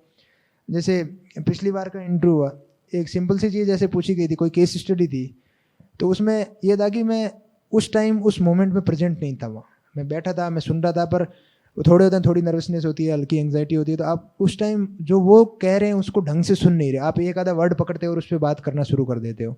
अब इस बार में ये डिफरेंस था कि इस बार कूल काम कंपोज था कि हाँ ठीक है जैसी बात कर रहे हैं स्केल के, और एकदम देखो इंटरव्यू का एक ही होता है, मॉक इंटरव्यू और रियल इंटरव्यू में दिन रात का फर्क होता है। रियल इंटरव्यू की कोई क्लिप नहीं, कोई वीडियो नहीं होता, मॉक इंटरव्यू आप सब देखते हो, आपको लगता है ऐसे चलता है पर नहीं चलता है। 2 इंटरव्यू देके आ गया, पहले सेकंड इंटरव्यू में भी टाइम भी मॉक्स दिए, इस बार भी 3-4 मॉक्स दिए, लेकिन रियल और मॉक में कोई कंपैरिजन नहीं है। माहौल अलग होता है, लोग अलग होते हैं, तरीके अलग होते हैं, और बात किसी भी बात पे चल सकती है। जैसे मेरा पूरा इंटरव्यू चला हिस्ट्री और राजस्थान पे, भाई हिस्ट्री मेरा graduation post graduation optional, history पे सारी बात चली, हिस्ट्री ऐसे होती है वैसे होती है, 1000 बातें चली। फिर राजस्थान पे वेडिंग टूरिज्म क्या था, सोलर एनर्जी के पोटेंशियल क्या है, राजस्थान की प्रॉब्लम क्या है, वीमेन की क्या इश्यूज है, तो मेरी 2 ही सब्जेक्ट की बात शुरू हो गई। आप 5 लोग बैठे हो, 5 लोग बात कर रहे हो, एक से एक टॉपिक, उसने मैंने जवाब दिया, बोला कि आपने उसको ऐसा बताया, इस बारे में आपका क्या कहना है, जो बात शुरू हो गई उसी पे चलेगी। तो ये इंटरव्यू क्या है, उस दिन गिवन डे पे आपका कैसा बोर्ड होता है, क्या बात शुरू होती है, कौन से टॉपिक में वो इंटरेस्टेड लगते हैं, कौन सी हॉबीज़ आपने डाल रखी है, तो उस पर बात शुरू हो जाती है। मेरी हॉबीज़ थी कि मुझे लेटर लिखना पसंद है, खत लिखना पसंद है, तो उस पर बात होगी कि क्यों आप व्हाट्सएप के ज़माने में क्यों लिखना पसंद है, ऐसे क्यों, आज तो व्हाट्सएप आपको हाथों हाथ टेक्स्ट मिल रहा है, फिर क्यों खत लिखते हो, क्या ज़रूरत है। तो जो आपने चीज़ें बताई है, जो चीज़ें जो उनका मूड हुआ, उसी हिसाब से बात होगी। तो इंटरव्यू का एक ही बेसिक फंडा होता है कि आप बिना किसी एक्सपेक्टेशंस के जाइए। एक होता है ना कि यार मेरे से ये पूछ ले तो ठीक रहे, मेरे से ये पूछ ले तो ठीक रहे, ये मेरे को आता है, क्या पता इस पे बात हो जाए। तो फिर क्या होता है कि आप जो चीज़ अगर सोच के गए हो ना, फिर आप वो चीज़ ढूंढने लगते हो कि यार ये क्यों नहीं पूछ रहा, ये क्यों नहीं पूछ रहा। कुछ डायनेमिक पूछ लिया तो फिर प्रॉब्लम आएगी, कह रहे यार ये तो पूछ लेना चाहिए था। तो वो चीज़ें नहीं करनी है। Thank you. बट आप थोड़ा और क्वेश्चंस बता सको तो। क्वेश्चन चलो एक एक पे डिस्कस कर ही लेते हैं। अब सीधा मैं गया, इंटरव्यू से पूछा तो मेरे को पूछा कि अच्छा ठीक है हिस्ट्री है, तो साउथ इंडिया की हिस्ट्री के बारे में बताओ। तो साउथ इंडिया की हिस्ट्री के बारे में बात कर रहे थे, चोला विजयनगर एम्पायर पे बात कर रहे थे। तो बेबी स्वेन सर का बोर्ड था, तो उन्होंने पूछा कि ठीक है विजयनगर एम्पायर करंट डे में कहाँ था। तो उसमें ये होता है कि भाई इन एंड अराउंड कर्नाटका था। तो उनका बेसिक ये रहा कि अराउंड कर्नाटका अपने सबको पता है। तो फिर उन्होंने पूछा कि उसमें प्रोमिनेंट लैंग्वेज कौन सी यूज होती है। तो आदमी क्या होता है, नर्वस होता है या थोड़ा एंग्जाइटी में होता है, टेंशन में होता है, तो फिर वो क्या बोलता है, सीधे ये निकलता है अच्छा कर्नाटक है तो कन्नड़ होगी। लेकिन उसमें प्रोमिनेंट लैंग्वेज तेलुगु थी, तो मेरा आंसर भी तेलुगु ही निकला कि हाँ सर तेलुगु लैंग्वेज। सर ने बोला कि, मैंने कहा sir I think it was Telugu. तो बोला कि हाँ नहीं अच्छा, मैंने सोचा तुम कन्नड़ बोलोगे बट तुमने तेलुगु बोला, तो तेलुगु ही राइट आंसर है। तो ये छोटी मोटी चीज़ होती है उनके जो दिमाग में आ गया, जो मूड में आ गया। फिर एक सर थे, उन्होंने पूछा कि history is written by those who won the battles, भाई जो जीतते हैं वो इतिहास लिखते हैं। तब इस चीज़ पे बोलो, इस चीज़ पे क्या आपका क्या मानना है। तो लगभग बात सही है, बट अब जितनी डायनेमिक है, अब जो हिस्ट्री सब्जेक्ट का है, अलग अलग चीज़ें, सब अल्टरन हिस्ट्रीज आ गई, अलग अलग विमेन की हिस्ट्री आ रही है, अब नई नई डायनेमिक फील्ड्स आ रही है। तो अब ये कोई नहीं है कि सिर्फ जीतता है वही लिखता है। पहले लिखते थे, लिखती भी है, पर अलग अलग चीज़ें एक्सप्लोर हो रही है, तो दूसरा व्यू पॉइंट भी आ रहा है। तो ऐसी ऐसी चीज़ें चलती रहती है। अब राजस्थान पे था, वेडिंग टूरिज्म में पूछा गया, जैसे जोधपुर हो गया, उदयपुर, जयपुर, यहाँ वेडिंग टूरिज्म वगैरह बहुत बढ़ रहा है। तो इस पे लोकल लोगों पे क्या इम्पेक्ट पड़ रहा है, वो भी साइकोलॉजिकल। भाई एम्प्लॉयमेंट वगैरह वो सब मिल रही है, बट क्या आपको ऐसा नहीं लगता कि लोकल लोग इन्फीरियर फील कर रहे होंगे कि यार हमारा कल्चर, हमारी जगह, और बाहर से लोग आके शादियाँ कर रहे हैं और हम अफोर्ड नहीं कर पा रहे हैं। तो उसका क्या इम्पैक्ट पड़ रहा है। तो उन सब चीज़ों पे बात हुई। फिर सोलर एनर्जी पे बात हो रही थी। तो अब सोलर एनर्जी बात है कि भाई पीएम कुसुम स्कीम है, तो ये क्या है, किसका क्या इशू चल रहा है, इसमें दिक्कत क्या आ रही है। तो पीएम कुसुम स्कीम में क्या होता था कि अपने वेस्टर्न राजस्थान में क्या होता है कि पानी का लेवल बहुत नीचे है, तो सोलर पंप से उससे पानी इतना वो खींच नहीं पा रहे, तो वो वापस नॉर्मल मोटर्स पे जा रहे हैं। तो ये एक इशू था। तो ये बात क्या होता है कि घर में उठते बैठते गांव परिवार में सुनी होती है, पता होता है, तो उससे इनको लगता है कि हाँ चीज़ें ग्राउंड की पता है, दो चीज़ें इसको अच्छी पता है, ग्राउंड लेवल की नॉलेज रखता है, फिर उसी हिसाब से वो देख के नंबर मिलते हैं। Thank you. सर मेरा क्वेश्चन ये है कि मुझे न्यूज़पेपर पढ़ने का टाइम बहुत लगता है, 2.5-3 घंटे लगभग लग जाते हैं मुझे। तो उस टाइम को सर मैं कैसे कम करूं? टाइम कैसे लगता है, टाइम 2.5-3 घंटे बताओ आप मेरे को। सर जैसे मैं न्यूज़पेपर पढ़ता हूं, पूरा न्यूज़पेपर पढ़ने में मुझे 2.5-3 घंटे लग जाते हैं। कितने टाइम से आप न्यूज़पेपर पढ़ रहे हो। सर अभी 2-3 महीने हुए हैं। लगेगा 3-4 महीने और पढ़िए, फिर नहीं लगेगा।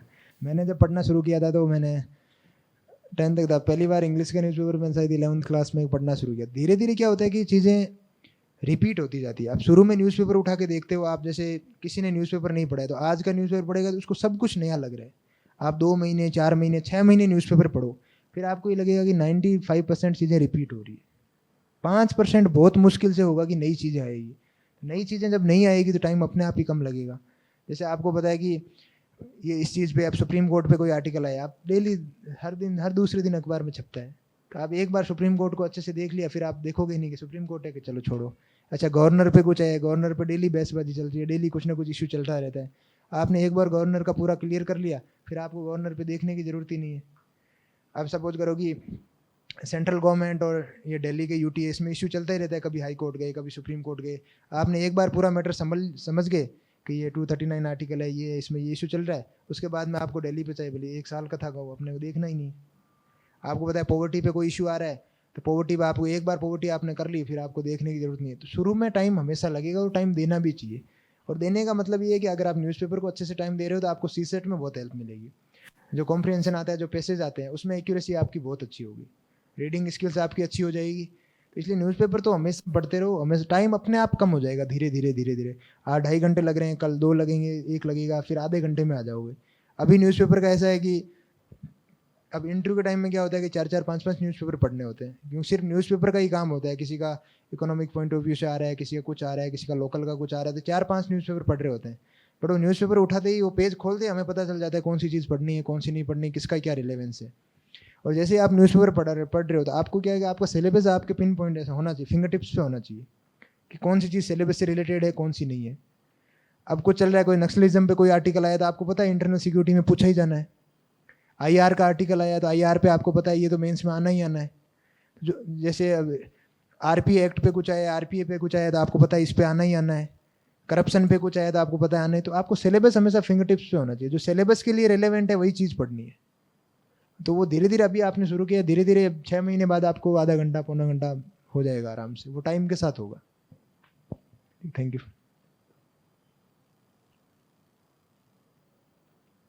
नहीं, आप तो सीधे ही पूछ।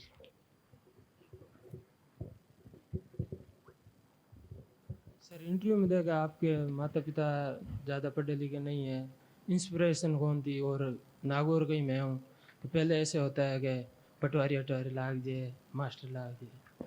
देखो, माता पिता कभी स्कूल नहीं गए। हम 5 भाई बहन हैं, 3 भाई हैं 2 बहन हैं। बड़े भाई हैं वो सरकारी टीचर है अपने 3rd ईयर। उससे छोटे भाई हैं वो इंडियन ऑयल में बीटेक करके मथुरा रिफाइनरी में इंजीनियर है, असिस्टेंट मैनेजर की पोस्ट पे। उससे छोटी बहन है वो भी टीचर है। उससे छोटा मैं हूँ। मेरे से छोटी बहन है वो MBBS कर रही है औरंगाबाद से। तो 5 सेटल है। तो उसका क्या होता है कि सेटल होने कभी एक होता है ना, जिसने चीज़ें देखी होती है उसको ज़्यादा पता होता है। जैसे पेरेंट्स ने देखा कि भाई एजुकेशन के बिना कुछ नहीं है, तो वो ज़्यादा पुश करते हैं, ज़्यादा कहते हैं। और फिर दूसरा है वो ब्लेसिंग इन डिस्गाइज, ये था कि पेरेंट्स को ज़्यादा चीज़ें नहीं पता थी तो उन्होंने कभी कुछ कहा ही नहीं कि क्या करना है क्या नहीं करना। बस एक था कि आप अपना कर रहे हो आराम से, 2 रिसोर्सेज हमारे पास अवेलेबल है, तो वो आपको कह सकते हैं ठीक है कोई चीज़ चाहिए हो तो बता देना। मैं 7 साल दिल्ली रहा, मेरे घर से कोई आज तक दिल्ली नहीं आया। बस पता है कि मैं कैसा हूँ, क्या कर रहा हूँ, बस बात। ना तो किसी ने पढ़ाई का पूछा, प्री में फेल हुआ तो भी ये नहीं पूछा कि क्यों हुआ, पढ़ रहा है कि नहीं पढ़ रहा है, दोबारा बार में हुआ कुछ नहीं। सब एक ही था कि ठीक है कर रहा है अपना, तो खुद से अच्छा कर रहा है, वो ज़रूरी है। फिर बात आती है मोटिवेशन की। तो मोटिवेशन क्या है कि जिस तरह से, जिस समाज से, जिस घर से, जिस गांव से, जिस जगह से अपन उठ के आ रहे हैं, तो अपने आप में मोटिवेशन है। आज आप यहाँ बैठे हो, ये आपके लिए यही एक मोटिवेशन है कि आप गांव घर गली छोड़ के यहाँ तक आए हो। ये अपने आप में एक अचीवमेंट है और अपने आप में मोटिवेशन है। तो मोटिवेशन के लिए क्या है, जो अंदर से जो आ रही है ना, वो आपको डेली रखेगी। बाहर का मैं आज कह के गया हूँ तो आप 2 दिन मेरी बातों को रखोगे कि यार ये है, एक दिन इंस्टाग्राम पे फॉलो कर लोगे, अगले दिन वही सेम फ्री हो।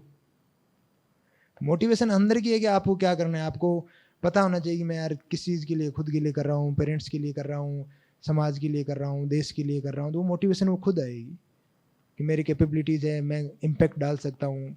अगर आप घर में बड़े हो तो आपकी जिम्मेदारी बनती है कि मैं कुछ अच्छा करूँगा तो बाकियों के लिए एक राह खुलेगी, अच्छी सर्विस में जाओगे तो अच्छा काम करोगे। तो वो मोटिवेशन है। मेरा कभी ऐसे एज एन इंडिविजुअल कोई रोल मॉडल नहीं रहा। जैसे कि मेरे को पता था कि देखने का होता था, तो मैंने आज तक किसी की टॉप स्टॉक सुनी नहीं। मैं आज करने आया हूँ, पहले आया हूँ, पर मैंने आज तक किसी की सुनी नहीं, क्योंकि मेरे को ये रहता था कि क्योंकि मेरे पास गाइडेंस थी, मेरे साथ के सीनियर्स थे, देखने वाले थे, पूछने वाले लोग थे, और वो सबके पास नहीं होती। सब इतने खुशकिस्मत नहीं होते कि सब चीज़ें हो। तो उसके लिए मोटिवेशन का ये है कि जो आपको डेली सुबह उठा दे, वही मोटिवेशन है आपकी। अगर आपको उठाना पड़ रहा है किसी और को, तो आपके अंदर प्रॉब्लम है। खुद उठ जाओ, वही जज्बा है, वही मोटिवेशन है, और वही चीज़ चलेगी कि मुझे सुबह उठना है तो मुझे उठना ही है। क्या इतने बजे उठना है, इतने बजे सोना है, ये काम करना है। और वही चीज़, क्यों कोई आपको कुछ नहीं सिखा सकता, ना आपको कोई कुछ कह सकता है। आपको ये कि आपको खुद को सारा करना है, आपको सब चीज़ें पता है, वही आपके लिए मोटिवेशन है। रोल मॉडल हो सकते हैं, आप अच्छी लोगों को फॉलो कर सकते हैं, आपको इंस्पिरेशन ले सकते हैं, किसी से गाइडेंस ले सकते हैं, लेकिन follow at the end of the day आपको ही करनी है। तो खुद को मोटिवेशन आप खुद को बनाओ, बहुत आगे जाओगे। Thank you.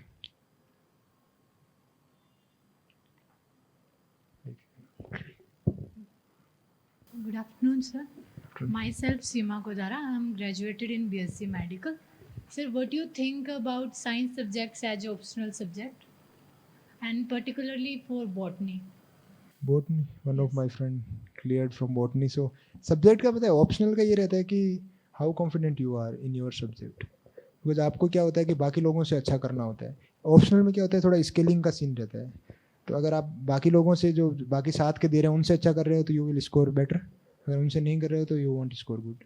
तो आपको ही रहता है कि आप कंपेरेटिवली आपका सब्जेक्ट पे कितनी पकड़ है, कितने कॉन्फिडेंस हो। हर सब्जेक्ट में हर तरह के नंबर मिलते हैं और हर सब्जेक्ट से निकलते हैं और हर बार निकलते हैं। इट्स ऑल अबाउट कि how confident you are about your subject.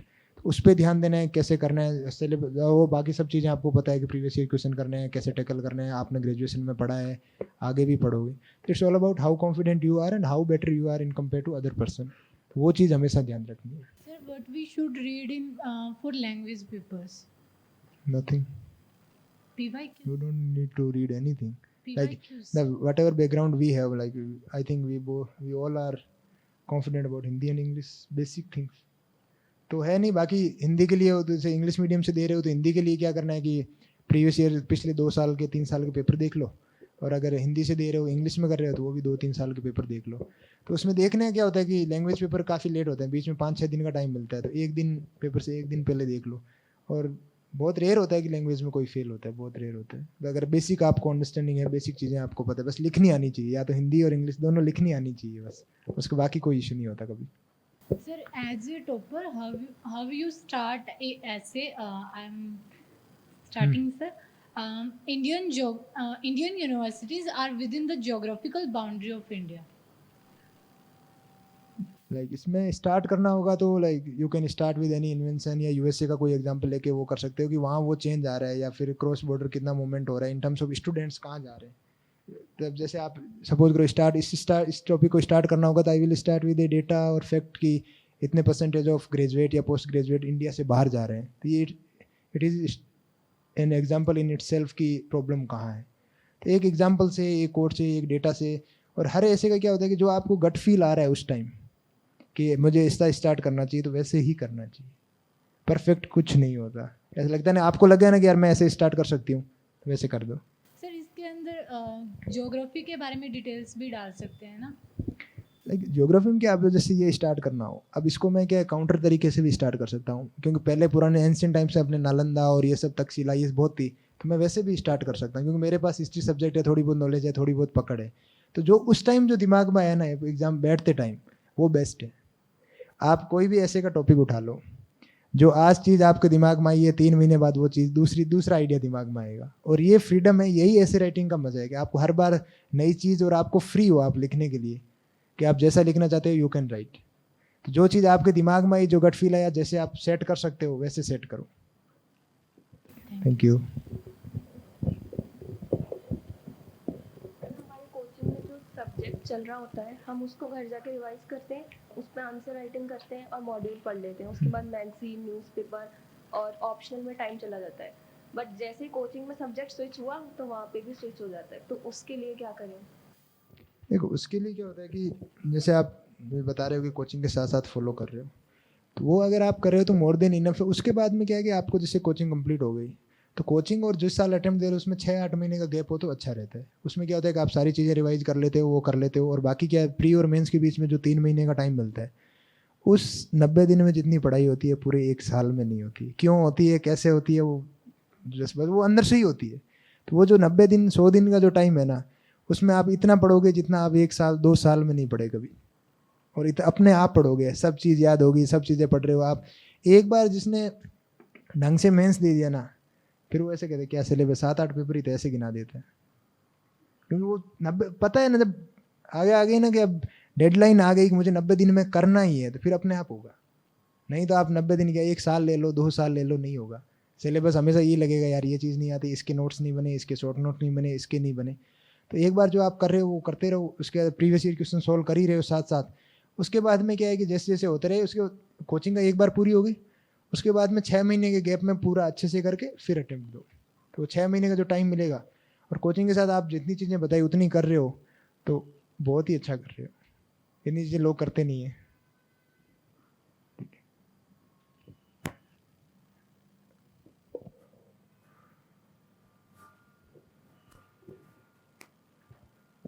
Hello sir, अक्षर दिस साइड। सर जब भी पुराने पेपर्स देखते हैं या मतलब कुछ सेक्शन वाइज कुछ सॉल्व करते हैं, फॉर एग्जांपल पॉलिटी, तो मोस्ट ऑफ द टाइम ये रहता है कि जैसे 100 क्वेश्चंस है पॉलिटी के, एंड उसमें से अगर 60-65 ठीक कर दिए, बट लालच रहता है कि 3 गलत का 1 सही बराबर हो जाएगा, तो वो फिर उसको करने के चक्कर में सर नेगेटिव बहुत हो जाते हैं। तो एट द एंड स्कोर वापस नीचे आ जाता है, तो सर वो लालच कैसे रोके? फिर आपने मेरी बात सुनी नहीं, या तो पीछे लेट आए हो या ध्यान नहीं दिया। 25 नंबर वाला कि वो उसको वही छोड़ फंडा के, है, वही वही फंडा वाली। है, वही फंडा है। कितने अटेम्प्ट करने हैं आपको अपना तरीका कि मेरे लिए क्या बेस्ट है, वो वही तरीका है। अब नेगेटिव कितने होते हैं वो तो आप 25 अलग से, या जो छोड़ के आने वाले थे वो अलग से अटेम्प्ट करके देखो। प्री में तरीका, बेस्ट तरीका यही है, कितने अटेम्प्ट करना है और आपको खुद का क्या फाइंड करना। जो चीज़ बताइए वो आप 5 फुल लेंथ में या 5 यूपीएससी के प्रीवियस ईयर पेपर में करके देख लो, अपने आप आइडिया मिल जाएगा। ठीक है, तो लालच कितना करना है कितना नहीं करना है वो उसी से डिसाइड होगा। And sir, just one more question. I am a 5th year law graduate, BCom LLB. So my question is, if I take PSIR as an optional subject in the mains, so would it create a problem in the interview phase Never, that you never. have graduated in law? Never. You have to have the basic knowledge about your subject, like the graduation subject, and that's it. No problem. You have to prepare extra subject PSIR. That's your problem, not theirs. हाँ, इसमें कभी कोई issue नहीं आता। Interview में जो myths है ना इंटरव्यू के बारे में कि आपने ये सर्विस क्यों डाली, आपने ये स्टेट क्यों डाला, आपने ऐसा लिख दिया वैसा लिख दिया, बहुत रेयरली होता है कि किसी को उस चीज़ पे ग्रिल किया जाए। मॉक इंटरव्यूज में कई कर देते हैं, कई रेपुटेड जो आप जिस कोचिंग से देखते हैं वो भी बहुत कर देते हैं, बट मेन इंटरव्यू में बहुत रेयर होता है कि आपको कभी ग्रिल किया हो या इस चीज़ की कि आपकी चॉइस है। भाई फंडामेंटल राइट क्या है ये आपको, यू हैव द चॉइस। आपके पास चॉइस थी, PSIR आपने यूपीएससी ने दी तभी तो आपने किया ना। अगर आप कह देते कि जो ग्रेजुएशन में सब्जेक्ट है वही ऑप्शनल ले सकते हो तो बात ही खत्म थी। Otherwise you have the choice and you choose it, that's it. कभी कोई दिक्कत नहीं आ रही इस बारे में, जो आपको अच्छा लगे, जिसमें आप फंडा यही है। ऐसे एथिक्स ऑप्शनल में 500 प्लस नंबर लाओ, बाकी प्रॉब्लम सब सॉल्व हो जाएगी। जिस ऑप्शनल से आप ला सकते हो वो लीजिए। Thank you so much, sir.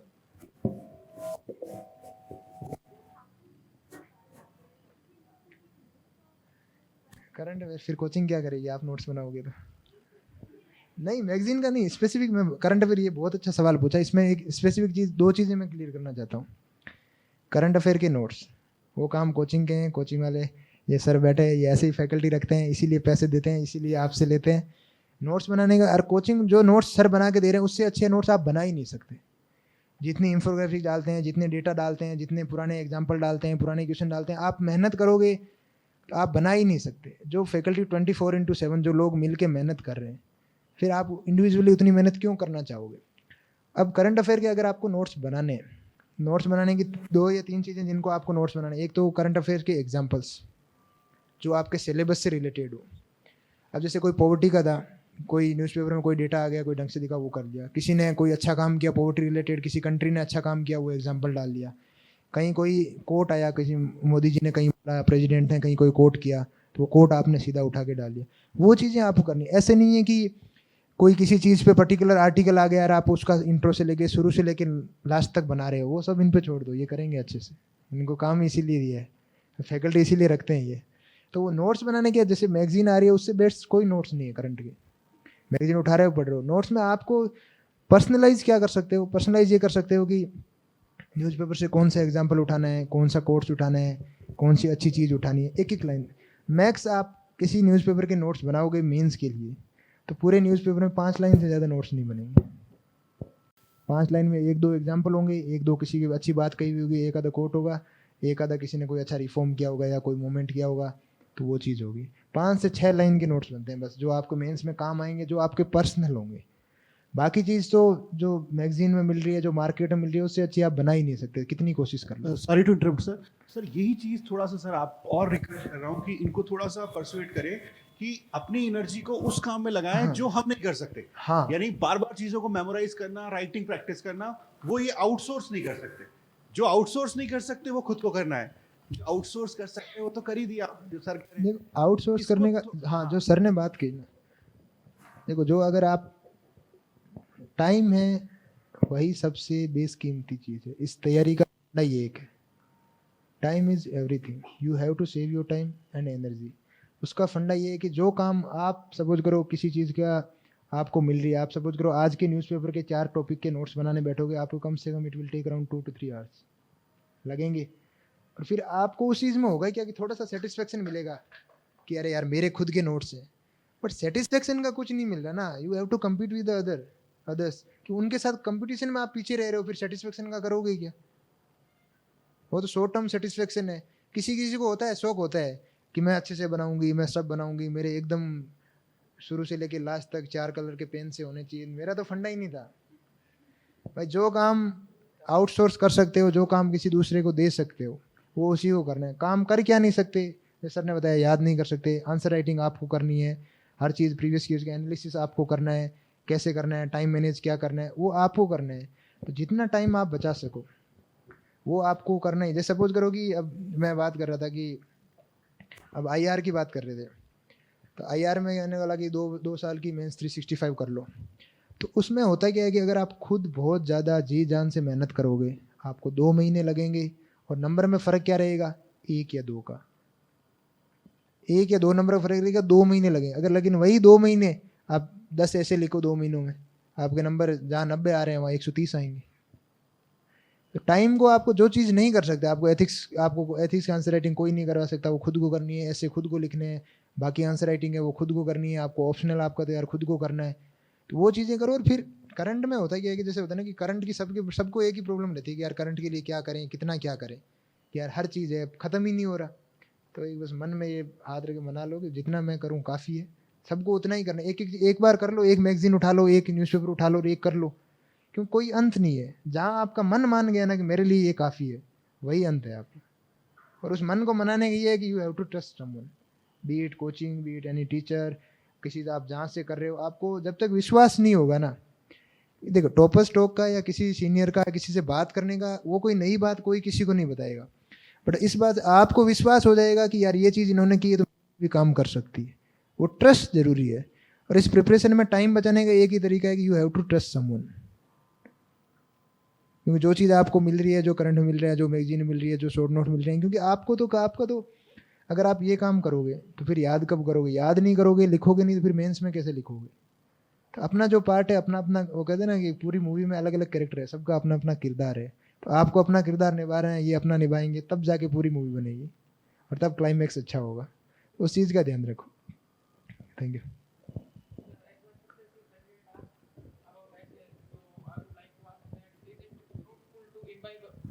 Is it fruitful to imbibe our personal experiences or some infamous characters to include in that, as we seen throughout our life, to in essays, such like that ship is safe in harbor, but that's not the place for which that was the essay, previous essay. Whatever you write in essay or any other exam, you have to justify it by logic and by better sense. You have to justify your examples. कि आप किसी चीज़ का example उठा लो, आप Hitler का उठा लो, किसी का उठा लो, you have to justify it कि मैंने इस सेंस में उठाया, मेरे कहने का मतलब ये था, और वो टॉपिक से रिलेटेड है। कोई भी एग्जाम्पल इसीलिए होता है कि आप ऐसे, जैसे सपोज करो कि अभी विजन में हर साल, जैसे अभी आप चलो एक चीज़ कॉमन, एक टास्क दे ही देता हूँ, अभी याद आ गया। तो अभ्यास के मेंस के टेस्ट होते हैं, उसमें ऐसे राइटिंग भी होती है, सबका कॉमन पेपर होता है, लाइक टॉपिक सबके सेम होते हैं, और अभ्यास की आंसर शीट भी सब अपलोड करते हैं। तो उसमें आप ये करना कि जो कॉमन टॉपिक पे सारे टॉपर्स के आंसर देख लेना, अगर किसी का भी ऐसे आपको सेम मिल जाए तो इसलिए ऐसे का मतलब ही यही है, just you have to justify it by logic and rational कि हाँ मेरे को ये चीज़ करनी है, ये चीज़ करनी है, और ये कहने का मतलब मेरा ये था, और वो टॉपिक से रिलेटेड होना चाहिए, तो अपने आप हो जाए, कभी कोई प्रॉब्लम नहीं आएगी। One more question. Is it okay to conclude with only NCERTs for our historical maps, just like Danyakataka is in which state? That was Andhra. So can we complete our historical maps from only NCERT? In essay or in mains? Or No, in pre. Historical questions based on maps, such like that Danyakataka previous question. Like you have to cover the basic things like NCERTs and everything. उससे ज़्यादा कुछ पूछने तो वो अपने हाथ में भी नहीं है। तो आप बेसिक करके जाने का मतलब कि बेसिक चीज़ें आप गलत नहीं करके आ रहे हो, तो just follow the basic thing. अब जैसे ज्योग्राफी की मैं बात कर रहा था, टू स्टडी ज्योग्राफी और to prepare geography, the NCERTs of 11th and 12th are the best resources. उसको आप करके जा रहे हो तो आपको प्री और मेंस में आप ये मान के चलो कि 80% चीज़ें आपकी कवर है। और होता क्या है कि आप ये सब बेसिक चीज़ें और सब छोड़ के सीधे एडवांस में और 4-10 चीज़ें अलग के पीछे भागते हो। जब चीज़ें बेसिक तैयार हो जाए तब ये करना है कि यार अब बेसिक चीज़ें तैयार है, ये मुझे सब आती है, तो then you look for the dynamic part कि हाँ कहाँ से अलग चीज़ें कर सकता हूँ, वो कर सकता हूँ। बाकी NCERT thank you so much for everything.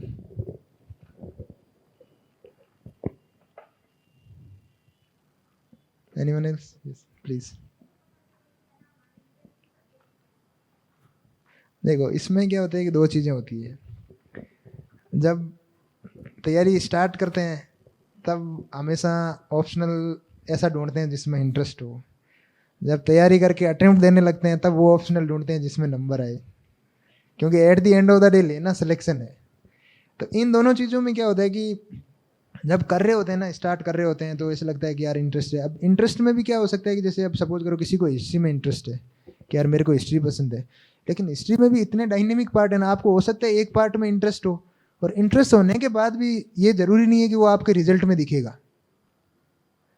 तो ऑप्शनल लेने के पीछे या ऑप्शनल का लॉजिक यही है कि पहले मैं भी इंटरेस्ट के लॉजिक को फॉलो करता था कि यार किस में इंटरेस्ट आ रहा है वो पढ़ना चाहिए, बट थोड़ा बहुत आपको ये भी ध्यान रखना है कि किसका सिलेबस कम है, किस ऑप्शनल की सक्सेस रेट ज़्यादा है, क्योंकि eight the end of the day आपको एग्जाम ही क्लियर करना है। आप इंटरेस्ट है तो आप नॉवेल्स पढ़िए, आप हॉबीज़ फॉलो कीजिए, आप डॉक्यूमेंट्रीज देखिए, आप मूवीज़ देखिए, पूरा इंटरेस्ट फॉलो कीजिए, और सर्विस में आने के बाद में सब कुछ करिए। तो वो इंटरेस्ट और सिलेक्शन में दोनों में कभी कभी क्या है, फ़र्क आ जाता है। अब जैसे यहाँ तो हिंदी मीडियम के है नहीं, पर हिंदी मीडियम में क्या होता है कि जैसे अब हिंदी लिटरेचर, हिंदी साहित्य है, तो ऑलमोस्ट सबका ऑप्शनल वही है, क्योंकि उसी में नंबर आ रहे हैं, छोटा सिलेबस है, उसी की गाइडेंस मिल रही है, और सबको ये चीज़ रियलाइज़ हो गई है कि at the end of the day you have to clear the exam. एक एग्जाम है और एग्जाम को क्लियर करने के कुछ तरीके हैं, और वो तरीके अपने को फॉलो करने हैं। और अगर इंटरेस्ट है किसी में, तो वो आप अगर इंटरेस्ट हो, और वो जैसे अब कोई PSIR ले रहा है, कोई हिस्ट्री ले रहा है, किसी को इंटरेस्ट है, तो वो डबल बेनिफिट है, वो अच्छे तरीके से पढ़ेगा, अच्छी चीज़ें कवर करेगा। और सिर्फ ये कि यार थोड़ा सा इंटरेस्ट है और ऑप्शनल ले लूँ क्या, तो उसमें नुकसान भी हो सकता है। तो थोड़ा इस चीज़ का ध्यान रखिए। सोचो क्या दिक्कत है, नंबर आने चाहिए। मैं कह रहा हूँ ना, आप 500 प्लस नंबर लेके आओ ना, कोई ऑप्शनल ले लो आप, और ना आपसे कोई जस्टिफिकेशन मांगेगा। मेरा एक दोस्त था, इस बार अपने बीकानेर का ही है, वो उसकी BA ज्योग्राफी में, MA ज्योग्राफी में PhD कर रहा है JRF के साथ, और उसका ऑप्शनल है हिंदी लिटरेचर। और उस बार इंटरव्यू बोलता वही थोड़ा बहुत नंबरों से नहीं हुआ, बट वो होता है ना कि इंटरेस्ट एक जगह, डायनेमिक एक जगह। अगर आपको फिर आप क्या है, उसका सिलेबस उठा के देखिए, ऑप्शनल का सिलेबस उठा के देखिए, उसके रिसोर्सेज उठा के देखिए, उसके टीचर्स उठा के देखिए, आपको कहाँ से कवर होते हैं।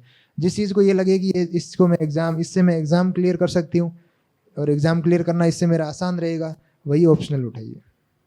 Thank you. So all of us aspire to clear UPSC in our very first attempt. So what were your particularly mistakes like in your first attempt? First attempt में यही थे कि मेरे को पहले अटेम्प्ट में करना था। लाइक होता है ना, we are too excited about it, and थोड़ा नर्वसनेस रहती है, थोड़ा प्रेशर रहता है। पहला होता है तो क्या है, सब याद कर रहे हैं, सब बेस्ट ऑफ लक भी सब पहले बोल रहे होते हैं कि हाँ ठीक है, अच्छे से करके आना, तेरा तो हो ही जाएगा। तो पहला अटेम्प्ट की खास बात ये होती है। जब दूसरा अटेम्प्ट आता है तो आदमी क्या थोड़ा मेच्योर हो जाता है, थोड़ा चिल हो जाता है कि हाँ ठीक है, ज़्यादा लोग सवाल जवाब नहीं करते, किसी को उम्मीद होती है वो भी हट जाती है कि ठीक है यार पिछली बार फ्री नहीं हुआ। ये क्या पहले अटेम्प्ट की चीज़ें होती है कि पहला अटेम्प्ट, फिर घर वाले भी क्या होते हैं, चलो मेरे तो घर वाले करते नहीं थे, ज़्यादा पता नहीं था। बाकी क्या होता है कि इन जनरल होता है कि हाँ फर्स्ट अटेम्प्ट दे रहा है, हमारा बच्चा भी दे रहा है, वो काफ़ी अच्छी तैयारी है, वो होता है। तो सराउंडिंग में क्या होता है, वो एक पूरी वाइब रहती है कि अरे यार फर्स्ट अटेम्प्ट। अगर उससे आप उन चीज़ों से हट गए तो फर्स्ट अटेम्प्ट में भी आराम से निकल जाएगा। अगर उन चीज़ों का थोड़ा लोड रहता है तो फिर ये रहता है कि धीरे धीरे वो मेच्योरिटी आती है सेकंड अटेम्प्ट की, थर्ड अटेम्प्ट की, तो फिर और अच्छा। इसलिए आप देखना हमेशा, एक अभी 2020 तक या 21 तक कोई एनालिसिस आ रखा था, उसमें ये था कि जो थर्ड और फोर्थ अटेम्प्ट होता है वो पीक अटेम्प्ट होते हैं किसी भी एस्पिरेंट के, और उसमें सक्सेस रेट सबसे ज़्यादा होती है थर्ड और फोर्थ अटेम्प्ट की। तो उसके पीछे का लॉजिक यही है कि फर्स्ट और सेकंड में कुछ चीज़ें पता नहीं होती है, कुछ तरीके पता नहीं होते हैं, और फिर होता है ना थोड़ी नर्वसनेस रहती है, थोड़ा प्रेशर ज़्यादा रहता है, तो बहुत सारी चीज़ें वैसे करती है। तो उन चीज़ों का ध्यान रखना है कि क्या चीज़ें कैसे टैकल करना है। बाकी तो नॉलेज बेस, जैसा मैंने 2021 की प्री तैयारी करके दी थी, वैसा मैंने 22 और 23 में तो तैयारी नहीं की, वही तैयारी थी जो 22 और 23 में काम आई। तो तैयारी हमेशा फर्स्ट अटेम्प्ट तक, वो तैयारी आपकी जो चल रही होती है वो होती है। होना नहीं होने के लिए क्या बहुत सारे फैक्टर्स होते हैं, कभी कभी थोड़ा बहुत दिन का भी रोल रहता है, लक का भी रोल रहता है, क्या चीज़ें हो रही है क्या नहीं, कभी कभी मार्जिन्स पे आके रुक जाते हो। तो फर्स्ट अटेम्प्ट में यही चीज़ें ध्यान रखनी है कि आउटसाइड प्रेशर से, आउटसाइड नॉइज से कैसे बच के रहें, और ये कि हाँ बस एक एग्ज़ाम है और एग्ज़ाम दे के आना है, तो वो रहता है। वरना फर्स्ट अटेम्प्ट में मैं नहीं चाहता कि जो मेरे साथ हुआ वो किसी के साथ हो, बट ये चीज़ें रहती है जिन चीज़ों का अपने को ध्यान रखना है। Good afternoon sir. सबसे पहले तो सर कॉन्ग्रेचुलेशंस कि आपने इतनी अच्छी रैंक लेके आए। Thank you so much sir. मेरा जो डाउट था वो ये था कि एज अ बिगनर तो हम NCERTs को कैसे अप्रोच करें, कितना टाइम इन्वेस्ट करें, और कौन सी NCERTs पढ़े। ठीक है, गुड। देखो NCERTs को लेके क्या होता है कि एक सिंपल सा फंडा है। NCERTs, मेरा ये मानना है कि NCERT आपको 2 सब्जेक्ट की तो कंपलसरी ये पढ़नी है, ज्योग्राफी प्लस हिस्ट्री। अब जैसे अब पॉलिटी की एनसीईआरटी पढ़ के फ़ायदा नहीं, क्योंकि आधे आधे कॉन्सेप्ट है उसमें, बहुत इन डिटेल और बहुत इन डेप्थ क्वेश्चन पूछते हैं यूपीएससी। तो अगर आप पॉलिटिकल साइंस की एनसीईआरटीज नहीं पढ़ रहे हो, एक 11th की पढ़ लो, उसके अलावा नहीं पढ़ रहे हो, तो आपको, क्योंकि आधी आधी चीज़ें हैं, किसी में फंडामेंटल राइट थोड़ा सा दे रखा है, फिर अगले में वही बड़ा दे रखा है, तो उसमें होता है कि उसमें सीधी स्टैंडर्ड बुक्स और जो सब फॉलो कर रहे हैं वो उठाओ। लेकिन हिस्ट्री और ज्योग्राफी दो ऐसे सब्जेक्ट है जिनमें आपको एनसीईआरटीज उठानी ही पड़ेगी। तो मेरा ये है कि हिस्ट्री और ज्योग्राफी की एनसीईआरटीज तो कंपलसरी है, बेयर मिनिमम आपको पढ़नी पड़ेगी। बाकी सब्जेक्ट में यू कैन चूज। हाँ, ज्योग्राफी की बना सकते हैं you can, like geography history के जैसे बनाने की जरूरत नहीं थी, मेरा ऑप्शनल था तो। और ज्योग्राफी के यू कैन, लाइक ज्योग्राफी के बनाने भी चाहिए। जैसे ज्योग्राफी के बनाने का क्या होता है कि अब थोड़ा सा अब जैसे ज्योग्राफी के लिए जैसे मैपिंग आती है, तो मार्केट में ऐसी पीडीएफ्स मिल जाएगी जिसमें 6 से लेकर 12 तक ज्योग्राफी के सारे मैप्स एक ही पीडीएफ में है, तो वो सीधी उठा लो, छोटे छोटे कॉन्सेप्ट उठा लो। ज्योग्राफी तो हमेशा जो उसके लिए तो एनसीईआरटी रामबाण है, तो वो ज्योग्राफी की एनसीईआरटी तो आपको करनी चाहिए, और वही सब चीज़ का सोल्यूशन है प्री मेंस।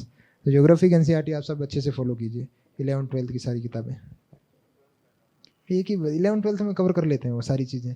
अब 6th तो क्या होता है कि वो एक बच्चे की अंडरस्टैंडिंग के हिसाब से आप एनसीईआरटी का कॉन्सेप्ट भी समझिए।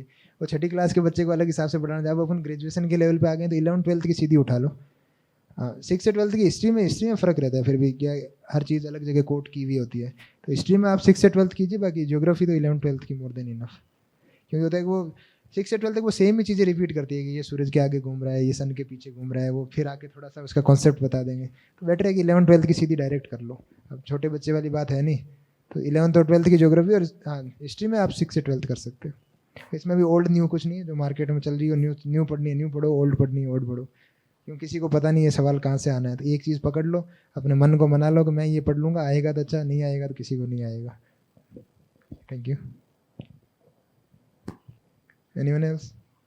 सर मेरे साथी लोग मोस्टली सर इनएक्सपीरियंस भी है, हाँ। तो जो मल्टीपल रीडिंग वाला है और सब कुछ ना पढ़ के मल्टीपल रीडिंग, जो कि जिसको बोलते हैं यूपीएससी की सक्सेस है, इस पे सर थोड़ा सा स्ट्रेस करें, क्योंकि day in and day out हम लोग यही डिस्कशन करते रहते हैं सर बस इतना काफ़ी है, याद कुछ नहीं होता, बट मुझसे day in and day out यही क्वेश्चन होता है, बस सर इतना काफ़ी है। मैं पूछता हूँ कुछ सुन लूँ, नहीं सर सुनो मत, बस ये बता दो कि इतना काफ़ी है क्या। मैं कहता हूँ कि तब बताऊंगा जब एक बार ये याद हो जाएगा, वो मुझे मिलते नहीं है दोबारा। तो मैं बार बार सर यही, तो इस पे सर आप बोलेंगे तो या आपकी सुनेंगे सर कि मल्टीपल रीडिंग की इंपॉर्टेंस क्या है सर इस एग्जाम के लिए? Thank you. तो इस पे क्या होता था कि अभी जो सिलेक्शन हुआ उससे पहले भी लोग पूछते थे, जूनियर्स या साथ के लोग थे कि सर कि क्या पढ़ें, हमें पूरी लिस्ट बना के दे दो, कैसे पढ़ें। तो उसमें सर वाला कॉन्सेप्ट होता था मेरा कि मैं कहता था कि ये 2 चीज़ें ये कर लो, ये करके मेरे पास आना। तो 10 में से 9 नहीं आते थे, क्योंकि सारी चीज़ें बताऊंगा, मैं माथापच्ची करूंगा, 2 दिन खपाऊंगा, एनर्जी दूंगा, टाइम दूंगा, तो मुझे पता है वापस रिवॉर्ड में कुछ नहीं मिलना, वो करके ही नहीं आएगा। तो उसको ये है कि उसको थोड़ा सा बस मन में ये गिल्ट नहीं रहेगा, अरे यार मैं पूछ लेता हूँ, क्या पता कुछ राज की बात बता दे। तो उसमें ये होता है कि आपको, जैसे मेरी ये आप मान के चलो कि मेरे पास कितनी होगी, मुश्किल से 5 से 7 नोटबुक टोटल होगी इन टोटल, इसमें जीएस भी है, ऑप्शनल भी है, सब मिला के। बाकी डायनेमिक, इसमें जो सबसे काली किताबें हैं वो लक्ष्मीकांत की मॉडर्न हिस्ट्री की, जो एकदम काली किताबें, क्योंकि इनसे आने ही आने, इनसे सवाल आने ही आने, तो ये बार बार पढ़ते रहो, ये सबसे काली है कि इनसे आने ही आने। या फिर मेरे हिस्ट्री ऑप्शनल की कुछ किताबें होगी, जैसे एंशिएंट की होगी, मिडेवल की होगी, वो मेरी सबसे पहले खरीदी हुई है और सबसे काली किताबें। उसके बाद तो वो क्या है कि बार बार पढ़ने का मतलब ये है कि जैसे मैं अभी पॉलिटी की बात कर रहा था कि 15 क्वेश्चन आते हैं, 12 एक किताब से आ रहे हैं, 3 कहीं से आ रहे हैं, तो आप उन 3 के पीछे भागोगे तो 12 गलत करोगे। तो उसका ये है कि यू हैव टू ट्रस्ट, और आप ये बात एक मान के चलो कि जो सब बता के जाते हैं, एक किताब को 5 बार पढ़ोगे तो हमेशा रिवॉर्ड मिलेगा और हमेशा फ़ायदा ही होगा। अब किसी की बात सुन लेना, कोई अगर ये कहता है कि मैंने 20 किताबें पढ़ी और सब एक बार पढ़ी और मेरा वो मैंने किया, आपको भी ये करना है, कोई नहीं बोलेगा, क्योंकि ना तो पॉसिबल है पढ़ना और ना पढ़ने का कोई सेंस बनता है। तो बात वही है कि आप जो आपको, अगर कोई यहाँ क्लास में बैठा है जो आप बोल रहे हैं, जो सर ने या किसी फैकल्टी ने आपको अगर जो टास्क दिया है, जो होमवर्क दिया है, अगर आप वो ईमानदारी से 1 साल फॉलो कर रहे हो ना, तो आप ये मान के चलोगे आप रेस में बहुत आगे हो। आप अपनी क्लास में देख लेना, ये हर क्लास का होता है, चाहे BA MA college school graduation कहीं चले जाओ, क्लास में अगर 400 बच्चों की स्ट्रेंथ है तो मुश्किल से, मेरे को नहीं पता यहाँ का बैच कितना, आप कितने धुआंधार हो, कितने स्मार्ट हो, बट 400 के बैच में अगर 6 महीने, मेरे को नहीं लगता कोई 25 से 30 बंदे भी डेली जो चीज़ बोलते हैं वो फॉलो करके आते होंगे। और वही डिफरेंस है, जो फॉलो करके आते हैं, जो करते हैं, जो जिस कहीं भी बात को मानते हैं, वो हमेशा आगे ही रहेंगे। और ये होता है ना कि अब ये क्या हुआ कि पर्सनल एक्सपीरियंस रहा है कि जैसे 15-16 के बाद में क्या है कि इंटरनेट और रिसोर्सेज, टेलीग्राम आने के बाद में क्या है, रिसोर्सेज इतने अवेलेबल हो गए हैं कि ऐसे लगता है कि दूसरे वाला ज़्यादा, दूसरे की थाली में घी ज़्यादा दिखता ही दिखता है कि अरे लगता है यार उसको ज़्यादा पता है, उसको वो कर लेता हूँ, उसने वैसा किया। और अब एक नई चीज़ ये हो गई है कि अब हम टॉपर्स ने ये कर दिया कि हर टॉपर का टेलीग्राम चैनल है और हर टॉपर पे उसके खुद के नोट्स हैं। तो आप एक सब्जेक्ट के नोट्स उठाने जाओगे तो आपको 200 लोगों के नोट्स मिलेंगे कि 200। अब मेरे पूछेंगे ऐसा टेलीग्राम चैनल पे, गाँव घर में पूछ के टेलीग्राम पे डाल देते, मैंने कहा है ही नहीं भाई, मेरे को डालने ही नहीं है ना, तो मेरे से वो स्कैन होंगे, मेरे होंगे तो वो किसी और को समझ नहीं आने। तो ये है ना कि अब इतनी सारी चीज़ें अवेलेबल, इसलिए जो मल्टीपल रीडिंग का जो बात कर रहे थे, you have to trust someone. कहीं तो आके रुकना ही पड़ेगा इस भागम भाग की दुनिया में, इस रिसोर्सेज में, इतनी किताबें, इतने रिसोर्सेज, बहुत सारी चीज़ें, तो कहीं आपको रुकना ही पड़ेगा। और रुकने का मतलब ये है कि आप रुको। अगर आप एक बार फेल तो हो, अगर आपने ट्रस्ट किया, मैक्स टू वर्स्ट के सिनेरियो क्या होगा, आप फेल हो गए, एटलीस्ट एक बार फेल हो उसके बाद चेंज करो ना। और उसके बाद फेल होने का भी तरीका ढूंढ के, आप प्री में फेल हो रहे हो, आप ऑप्शनल चेंज कर रहे हो, ऐसे भी लोग हैं प्री में फेल हो रहे हैं, प्री में फेल होने के साथ ऑप्शनल चेंज कर रहे हैं, या फिर कह रहे हैं कि यार मेरे, आप एक बार आप देखिए ना कि मैंने ये पेपर दिया, अब सपोज करो कि मेरे पिछली बार एथिक्स में कम थे, तो मुझे पता था कि कम मार्क्स, इसको इंप्रूव कैसे करना है, तब मैं चेंज करूंगा कि चीज़ें मुझे कैसे करनी है। अगर मैं मेंस लिख ही नहीं रहा होता, दे ही नहीं रहा होता, तो फिर मैं 4 चीज़ें और पढ़ता तो क्या मतलब होता। इसलिए जो चीज़ कर रहे हो एक बार उस पर ट्रस्ट करके देखिए, उसका रिजल्ट नहीं आता है तब चेंज की, या तब अप्रोच चेंज की बात सोचेंगे कि क्या होता है, क्या नहीं हो रहा, कैसे नहीं हो रहा, क्या चीज़ें करनी है। उसमें भी आप जो जिसका आपने ट्रस्ट किया, आप उसके साथ बैठिए तो वो चीज़ें बताएगा कि क्या प्रॉब्लम आई, किस चीज़ में हुआ, किस चीज़ में नहीं हुआ, जो आपको अच्छे से चीज़ बता सकता है। वरना तो हमेशा ये रहेगा कि आप भागते ही रहोगे, रिसोर्सेज के पीछे भागते रहोगे, कोचिंग्स के पीछे भागते रहोगे, मॉक टेस्ट के पीछे भागते रहोगे, कहीं ना कहीं आपको रुकना ही पड़ेगा। और जिस दिन रुक गए, वो आप समझ लेना कि सक्सेस का फर्स्ट स्टेप ही वही है कि आप वहाँ जाके रुक गए। और ट्रस्ट होने का ये होता है कि जैसे सामने दिखती चीज़ है ना, जैसे अभी मैं किसी के कंधे पे हाथ रख के बोल दूंगा कि यार ये चीज़ कर ले, तेरा हो जाएगा, वो पक्का करेगा। नहीं तो ये रहता है कि यार ये चीज़ भी, वो भी बोल रहा था, वो भी बोल रहा था, पता नहीं, देखते हैं। तो ये मैंने याद रखा, मैंने बोला तो क्या है कि उसको इंस्टेंट ट्रस्ट है कि यार इनकी चीज़ काम की है तो मेरे भी करे, क्या पता, बोल दिया तो वो पक्का करेगा। और पक्का करने का मतलब ये है कि जगह आपको किसी चीज़ पे ट्रस्ट होता है ना, तो आप उसकी एनर्जी अलग होती है, उसकी वाइब अलग होती है, और उसको आप अच्छे से पढ़ते हो, अच्छे से करते हो। आपको लगता है कि यार यहीं से तो आईएएस बनूंगा, मैं यही किताब पढ़ के आईएएस बनूंगा। जब तक ट्रस्ट नहीं होता है, जब तक रिसोर्सेज पे या टीचर्स पे या फैकल्टी पे या कोचिंग पे, तब तक ये लगता है कि यार ये सब्जेक्ट कहीं और से पढ़ लेते हैं, इस सब्जेक्ट। अब मेन प्रॉब्लम क्या होती है कि जैसे कोचिंग से जैसे होता है, उसमें कोचिंग में क्या होता है कि सबको ये लगता है कि यार ये इस सब्जेक्ट का टीचर वहाँ बढ़िया है, इस सब्जेक्ट का टीचर यहाँ बढ़िया है, ये चीज़ यहाँ से करता हूँ। पर आप यहाँ से करके जहाँ भी कर रहे हो, एक बार उसको तो मौका दो, वो तो बेर मिनिमम है, वो तो आप करो। फिर उसका रिजल्ट नहीं दिखता है तो फिर आप दूसरी चीज़ करो, या आपको समझ नहीं आती है तो दूसरी चीज़ करो। लेकिन करने का ये कि you have to trust someone, और ट्रस्ट करोगे तो उसकी एक अलग एनर्जी होगी और अलग रिवॉर्ड मिलेगा। अब जैसे मैं कह दूँ ना, अभी किसी को बोल दूँ कि जैसे बोला ही है, आप लक्ष्मीकांत जाके पढ़ो, 15 में से 12 क्वेश्चन सही होंगे ही होंगे। जैसे किसी से पर्सनली बात हुई, किसी को मैंने एक बार फिर बोल दिया कि यार लक्ष्मीकांत पढ़ रहा है ना, पक्के सही होंगे, फिर वो और बढ़िया तरीके से पढ़ेगा और मेहनत करेगा और उसके सही भी होंगे। और लक्ष्मीकांत उसके पास पहले भी थी, पढ़ता पहले भी था, अब भी पढ़ रहा है, लेकिन अब ये है कि मैंने कह दिया है, वो एक ट्रस्ट हो गया कि यार किसी ने रिकमेंड किया, अच्छा सजेस्ट किया, मैं यही करता हूँ। तो वही फ़र्क है। और जब ट्रस्ट होगा तो आप सेम ही किताब को बार बार पढ़ोगे, सेम ही क्वेश्चन को सोल्व करोगे। अब क्वेश्चन सोल्व करने में क्या, जैसे प्री की बात कर रहे थे, क्वेश्चन अब प्री में क्या होता है कि प्रीवियस ईयर क्वेश्चन होते हैं। जैसे आप टॉपिक वाइज तो लगा ही रहे हो, अब जैसे प्री देना है जिस साल, उस साल आप 2013 से 2023 तक के पेपर उठाओ और उनको पेपर्स को सोल्व करो। आपको बहुत बार ये लगेगा कि यार ये सेम ही पेपर है, मेरे को तो क्वेश्चन, इसका आंसर तो मुझे पता ही है क्या होना है, फिर भी आप सोल्व करो। उसकी लैंग्वेज के यूज टू हो जाओगे, क्या पूछ रहा है क्या नहीं पूछ रहा। और एक हमेशा ये होता है कि जो ऑफिशियल पेपर होता है उसमें मिक्स होता है, अच्छा ईजी क्वेश्चन भी होंगे, एवरेज भी होंगे, टफ होंगे, कोई ऐसे भी होंगे जो किसी को नहीं आते हैं। तो फिर आपको ये नहीं लगेगा कि यार टफ ही टफ बना दिया, इजी इजी बना दिया, आप यूज टू हो जाते हैं उस पेपर के। तो वो करने का तरीका वही है कि वो चीज़ें आपको कैसे करनी है। तो ये मल्टीपल रिवीजन का, ट्रस्ट का एक ही चीज़ है कि एक चीज़ को पढ़ोगे, अच्छे से पढ़ोगे। और आप तो क्या है कि एटलीस्ट मेरा ये पर्सनली सजेशन है कि जब तक फेल नहीं होता है तो तब तक तो चेंज मत करो। एक मौका खुद को दीजिए, एक मौका जिस पे आप ट्रस्ट कर रहे हो उसको दीजिए।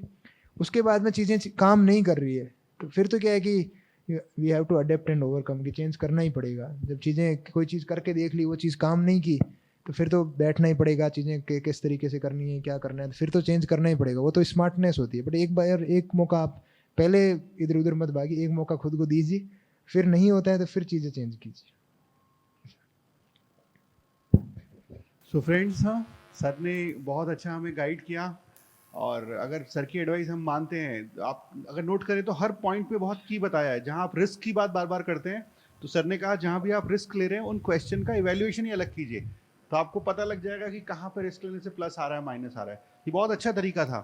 तो आई होप आप सब समझ पाए होंगे कि कहाँ पे कितना गैस वर्क करना है। ये बहुत अच्छा तरीका बताया सर ने कि उसको सेपरेट ही देखिए आप। अगर +1 भी मिल रहा है तो हमें फ़ायदा है, और निगेटिव अगर पहले वालों में हो रहे हैं तो गलती हमारी है कि हमें कॉन्सेप्ट ही क्लियर नहीं है, वहाँ हमारी गलती हो रही है। और बाकी सर ने बहुत अच्छा गाइड किया। सर का बहुत बहुत धन्यवाद। और मैं चाहता हूँ कि फिर एक तालियों की गड़गड़ाहट के साथ हम करते हैं। Thank you so much. Thank you.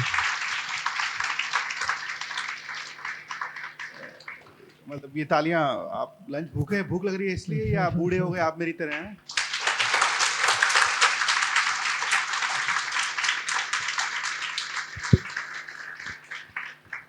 Thank you sir, thank you very much. Thank you so much. ऐसे होता है ना कि अब जैसे अब होता है ना, एक बार सिलेक्शन हो जाता है तो गांव घर इधर उधर हर जगह जाना होता है, लेकिन जो मज़ा ऐसे होता है ना कि जैसे लगता है जैसे कल यहीं तो बैठे थे, वो मज़ा अलग होता है। ना बात करने का, तरीका करने का, यार ऐसे ही डाउट हमारे आते थे, ऐसे ही पूछने वाले होते थे, तो बच्चों के साथ या साथ के लोगों के साथ बात करने का मज़ा अलग होता है। सर इसके लिए मैं इनको बार बार ये कहता हूँ कि IAS का जो एग्ज़ाम है, ये अकेला इंडिया का एग्ज़ाम है, या सिविल सर्विसेज इन जनरल, जिसमें एकेडमिक टॉपर्स ही टॉपर्स नहीं है। तो उसका रीज़न ही यही है कि अगर आप थोड़ा सा ट्रस्ट कर ले, नहीं तो आप सोचो CAT, CLAT, IP MAT, IIT entrance, medical entrance, CA, जिसमें आप देखोगे एकेडमिक टॉपर्स ही एक्सेल करते हैं। और ये वो एग्ज़ाम है सिविल सर्विसेज के जहाँ पे अगर आपने स्ट्रेटजी अच्छी बना ली तो मेरे जैसा एवरेज, और ऐसे बहुत सारे एवरेज स्टूडेंट्स हैं जो सेलेक्ट हुए हैं। तो एक ऐसा मौका जिसमें आपको मंत्रियों के इमीडिएटली नीचे पहुंचने का मौका मिल रहा है। सर IPS बन रहे हैं, और वर्दी के साथ आप देखेंगे, आप इमेजिन नहीं कर पाएंगे सर किस लेवल पे काम करेंगे।